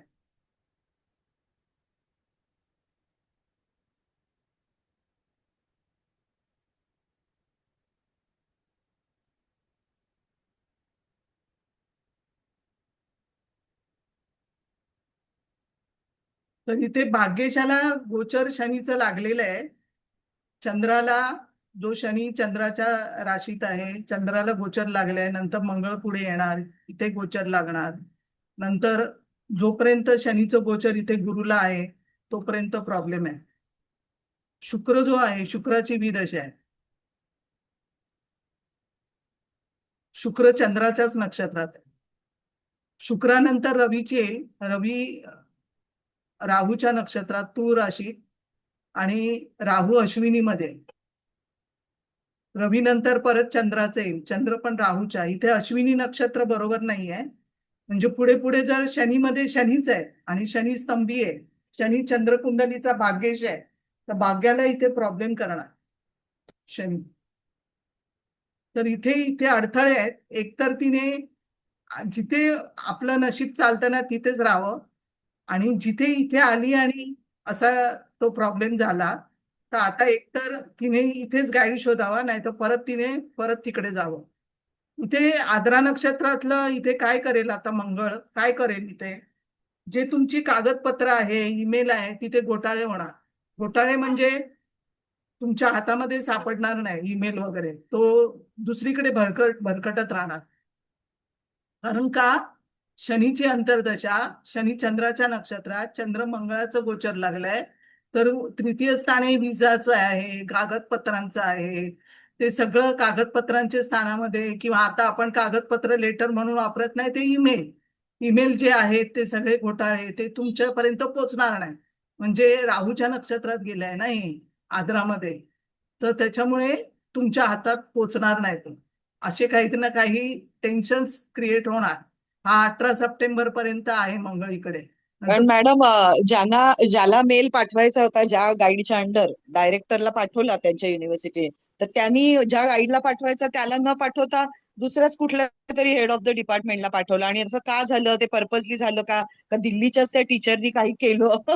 नाही, दिल्लीच्या टीचरने वगैरे काही नाही केलं. त्याचं नशीब आता चालत नाहीये. अच्छा, ते मेलच दुसऱ्याला गेलाय तो आता. मग ते सांगते ना. बरोबर आहे. इथे राहूच्या नक्षत्रात आहे ना, आता गोचर लागलंय ना त्याला, चंद्राला. तर राहू काय करतो? आद्रा नक्षत्र. असं ते मेल याच्या हातात पोचणार नाही लवकर. जोपर्यंत आद्रावरनं मंगळ पुढे जात नाही ना, तोपर्यंत याच्या हातामध्ये नाही पोचणार. असं अजून फिरत किती राहील. अजून कधीपर्यंत आहे मंगळ तिथे? आहे सप्टेंबर आता पर्यंत? आद्रा 1 मध्ये आहे. हा. अजून आहे 18 सप्टेंबर ना? ते 5 दिवस 1 नवमोशात, म्हणजे 20 दिवस.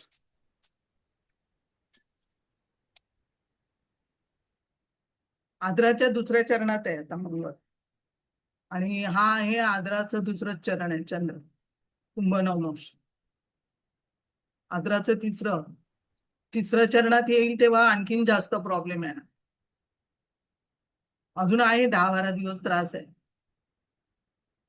पण ती आपली पण सगळ्या हा त्रास मुलींचं चालू झालंय, ही आपली थांबून राहिली. ही वाट थांबून बघत. राहणार, कारण हिला हा. मिळणार नाही आता, मेल मिळणारच नाही हिला. जेव्हा हिचं विजा येईल ना, विजाचं काम असेल ना, ते पण हिचं रखडणार. कारण अच्छा. जेव्हा पुढे जाऊन मेषेमध्ये शनी जाणार आहे, तेव्हा तो तृतीयाला आद्राला बघणार आहे शनी.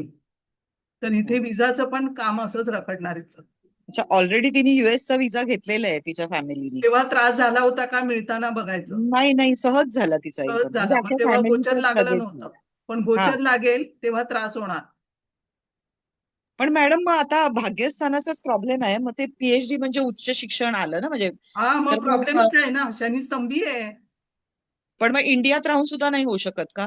मुश्किल आहे, कारण मुश्किल आहे. मुश्किल आहे. जोपर्यंत 2027 ला गोचर लागलाय गुरुला, तोपर्यंत कठीण आहे. म्हणजे मॅडम आता शनी गोचर मध्ये समजा मेष मध्ये आल्यानंतर वृश्चिक, मिथुन, कर्क पर्यंत शनी जाईपर्यंत हा त्रास होईल. जस्ट कॅज्युअली शनी विचारतो. हा गुरु मीन राशीला लागलाय ना, मीन राशीतनं तोपर्यंत त्रास आहे. नाही मी काय म्हणतोय, आता मेषेत जाईल तो याच्या नंतर वृषभ मध्ये जाईल, तेव्हा शनीची दृष्टी मूळ शनीवरती येईल ना. हा, नंतर तेव्हा त्रास आहे. नंतर तेव्हा मिथुन वेगळे मध्ये त्रास आहे, तेव्हा आईला त्रास होईल. अच्छा, तेव्हा पण डॉक्युमेंट आता आपण प्रश्न कुठला घेतलाय? भाग्याच्या संदर्भात, शिक्षणाच्या संदर्भात. ओके. हा, तो उच्च प्रश्न आहे शिक्षण. आताचा. मॅडम उच्च असं पण शिक्षण. तिला जून 27 ते 1 वर्ष होणार ना, तिचं प्रोजेक्ट कम्प्लीट करेपर्यंत 1 वर्ष होणार. हा, हा, पण ते त्याच्यानंतर प्रोजेक्ट मग पूर्ण करायला तिला जो गाईड मिळायला पाहिजे, हा, तो तिला म्हणजे तिच्या मनासारखं जे पाहिजे तो मिळेल की नाही ते ती नाही शंका आहे. मिळणार, ते मिळणार नाही. अच्छा. हा. परत त्या दिल्लीच्या गाईड कडे तिला जायला लागेल असं होईल मग. हा, मी तेच सांगते, तिला जाऊ दे परत दिल्लीच्या गाईड. हा. तिने मुळात यायला नाही हवं होतं. जर आपल्याकडे हा. आधी हा प्रश्न आला असताना, मी सोडून जाऊ का मी इथेच राहू, का दुसरा गाईड घेऊ, असा जर प्रश्न नाही पण विचारला असता. ऍक्च्युली ते इतकं सिम्पल होतं की सगळे लोक करत होते आणि मिळत होतं. पण सगळ्यांचं झालं, हिचंच उगाच अडकून पडलं, म्हणजे हिची हेच कॅपॅसिटी नशीब. सगळं व्यवस्थित. ह्यालाच म्हणतात नशीब. हीच यायला आणि तिची मुलगी आजारी पडायला. हो ना, तेच ना. मग त्या तिकडच्या गाईडनी लेट लावला म्हणून इकडे तोपर्यंत हा बरोबर होते इकडे प्रोफेसर तो, आणि ही इकडे इकडे तिने येऊन काम इकडे केलं, रखडली. इथे अडकला, असं झालं. हे नशीब म्हणतात आपलं, काय करायचं. हुशार मुलगी असून सुद्धा असं हे झालं ना. आता भाग्येशच स्तंभी आहे तर काय प्रॉब्लेम आहे. एक तर कर्केचा आहे तो शनी. आणि तिचं ते आर्मर तिला बनवायचंय ना, म्हणजे आपण ते युद्ध करताना किंवा असं पोलीस जे घालतात ना, त्याच्यात ऍडव्हान्स तिला व्हर्जन बनवायचंय. तर त्यामुळे ते थोडंसं. हे 1 वर्ष रखडणार तिचं. पुढे चांगलंय, पुढे ठीक आहे. पण ती दिल्लीची पण ती काय म्हणते, टीचर पाहिजे तर तू बॉम्बे IIT ला कर, पण तू तिथे गांधीनगरला त्या गाईडच्या हाताखाली नको करू. काय तिचं त्याच्याशी इश्यू आहे, आय डोंट नो, पण त्याच्या हाताखाली नको करू, असं तिची इच्छा आहे. आणि तो खूप चांगला गाईड आहे, म्हणजे असं आहे, म्हणून तिला त्याच्या हाताखाली करायचं होतं. पण मग आय थिंक मग 2026 जून पर्यंत आहे, त्याच्यानंतर मग ती पीएचडी करू 27 शकते. जून. 27 एक 27 वर्ष तर जून पर्यंत जाणार ना. रखडपंची होणार. अच्छा. पण जेव्हा कुंभेला किंवा कर्केला गोचर लागेल शनीचं, आता शनी महादशा तशी हिला चांगली जाणार नाही, अजिबात जाणार नाही. हिला स्ट्रगलच आहे आता ह्याच्या पुढे, कारण शनी बिघडलेला आहे. बरीच वर्ष मेषेला शनी चांगला नाहीये, मेष राशीला. हो, बरोबर. तो शनी तिला तापदायक होणार आता. मानसिक तर खूपच त्रास होतोय, म्हणजे असं मानसिक होणारच. कर्केचा शनी मानसिकता त्रास. बिघडवतो ना. अजून तरी मंगळ आला ना इथे. मंगळ कर्केमध्ये राहणार आहे भरपूर. मंगळ स्तंभी आहे ना तिथे. तो जानेवारी पर्यंत आहे. जानेवारीला सिंहेत येईल, वक्री होईल, परत कर्केत जाईल मार्च पर्यंत त्रास आहे तिला.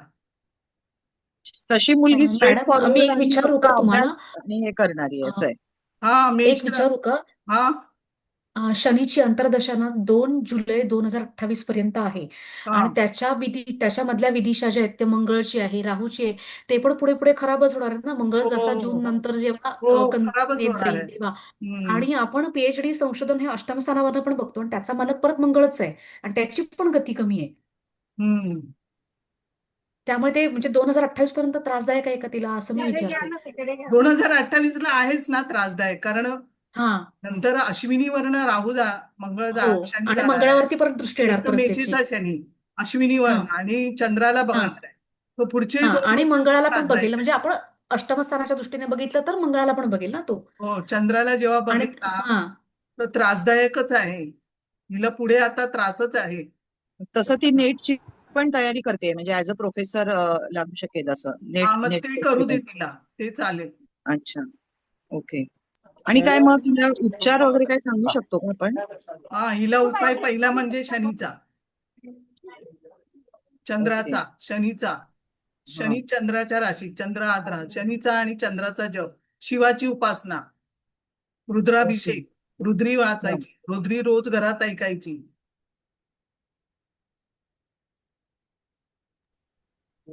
मॅडम याचा अर्थ असा झाला की संपूर्ण भाग्याने बिघडवलं काय? हो, म्हणजे तिने भाग्यच दिल्ली बिघडलंय ना, भाग्यच स्तंभी झालं, स्टॉप एकदम. म्हणून म्हणजे मी तिने पण सांगते, दिल्लीचं तुम्ही गती बघा, गतीनेच सगळं कळतं.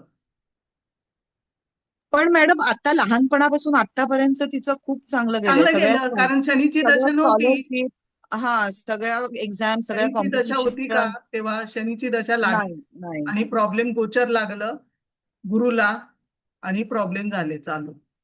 मॅडम म्हणजे तिने दिल्ली गाईडच्या मुलगी आजारी पडली, हे सगळं एकाच वेळेस घडलं, फक्त दशा लागली आणि भाग्य खराब म्हणून. बरोबर. हा, हिच्याच बाबतीत असं झालं ना प्रॉब्लेम्स.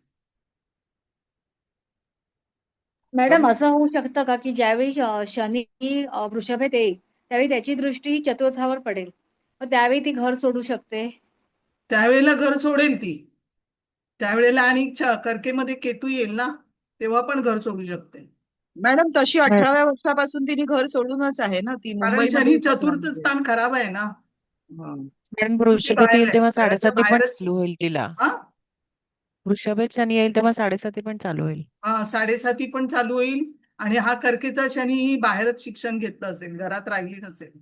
आईला हो, त्रासदायक आहे कर्केचा शनी. 18व्या वर्षापासून बाहेरच आहे ती. हा. म्हणजे हे गव्हर्नमेंट आहे ना, नॅशनल फॉरेन्सिक हा. सायन्स युनिव्हर्सिटी, तिकडेच शिक्षण घ्यायला. हम्म. आणि तिचं काम पण असं असणार, म्हणजे जरी जॉब केला तरी ते गव्हर्नमेंट जॉब म्हणजे सगळीकडे कायम फिरतच राहायला लागणार हम्म. जर करायचं असतील तर. गव्हर्नमेंट जॉब, शनीची दृष्टी षष्टावर आहे, ते मिळेल सगळं. कारण ह्याला गव्हर्नमेंट मध्येच जॉब मिळणार ना. हो, गव्हर्नमेंट मध्ये मिळेल. पण मग शनी म्हणजे आपण म्हणतो बॅलिस्टिक, म्हणजे जे बंदुकीच्या गोळ्या आहे ते, ह्याच्याशी रिलेटेड अशी कामं असतील तर ती तिला चालण्यासारखी आहेत. म्हणजे तिने बॅलिस्टिक घेतलंय, हा. म्हणजे शनी गोळीबार वगैरे होतो ना, तर त्याचं इन्व्हेस्टिगेशन असतं ना, कुठून हा. आली, काय, कशी झाली, काय, असं ते हा. सगळं त्याच्यामध्ये आहे. हा. म्हणजे हो, ह्याच्यात वेगवेगळं असतं ना. मेषेचा राहू, मंगळाची दृष्टी लग्नावर, शनीची दृष्टी लग्नावर, राहू, शनी राहू, लोखंडाशी संबंधित असेल. लोखंडाशी संबंध. हा, शनी तेच. शनी म्हणजे शिशाचेच म्हणजे गोळ्या तिला असतात ना. फायरिंग वगैरे पण खूप करायला मिळाले आतापर्यंत, बंदुकीने वेगवेगळ्या, म्हणजे हा, असं हा. स्टडी करण्यासाठी ते. हम्म. चंद्रकुंडलीचा अष्टमेश पण शनीच आहे ना मॅडम.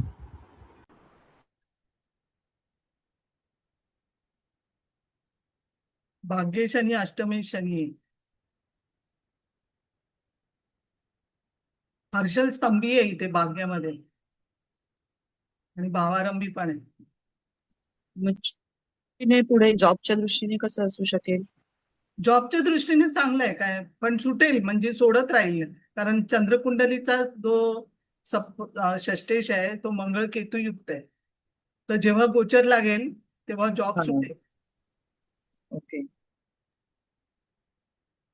म्हणजे सिंहेत शनी आल्यावर. सिंहेत शनी आला सिंहेत शनी वृषभेत शनी आला.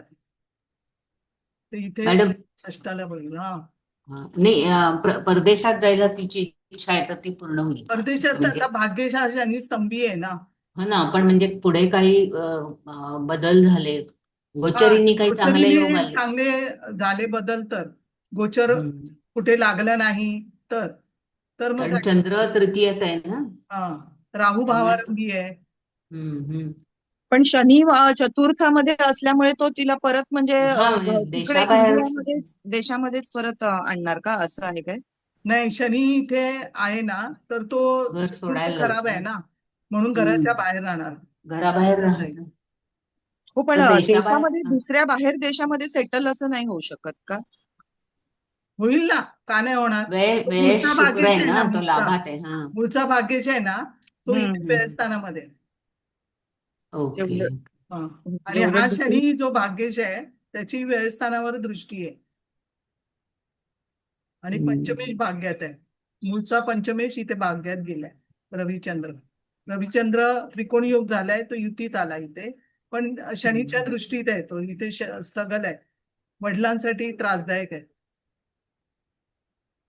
कारण तिचा भाऊ सुद्धा आहे ना मोठा, तो US मध्येच आहे, म्हणून म्हणजे तिला पण असं वाटतं की आपण पण बाहेर जाऊन, आणि तो तिकडेच सेट झालाय असं. हा. मंगळ तुळीच वर्गोत्तम आहे ना, वर्गोत्तम ग्रह चांगला, म्हणून भावाची स्थिती चांगली आहे.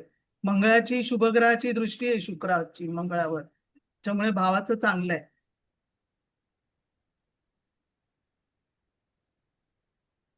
मॅडम 9:15 होऊन गेले. हा 9:15 झाले. अरे बापरे. हो. चला चला. लक्षच नाही माझं. छान झालं madam class. Thank you. Thank you madam. Thank you madam. Thank you madam. Thank you madam. चला class madam. Thank you madam. Thank you thank you madam. Madam. Thank you madam. Thank you madam. Thank you madam.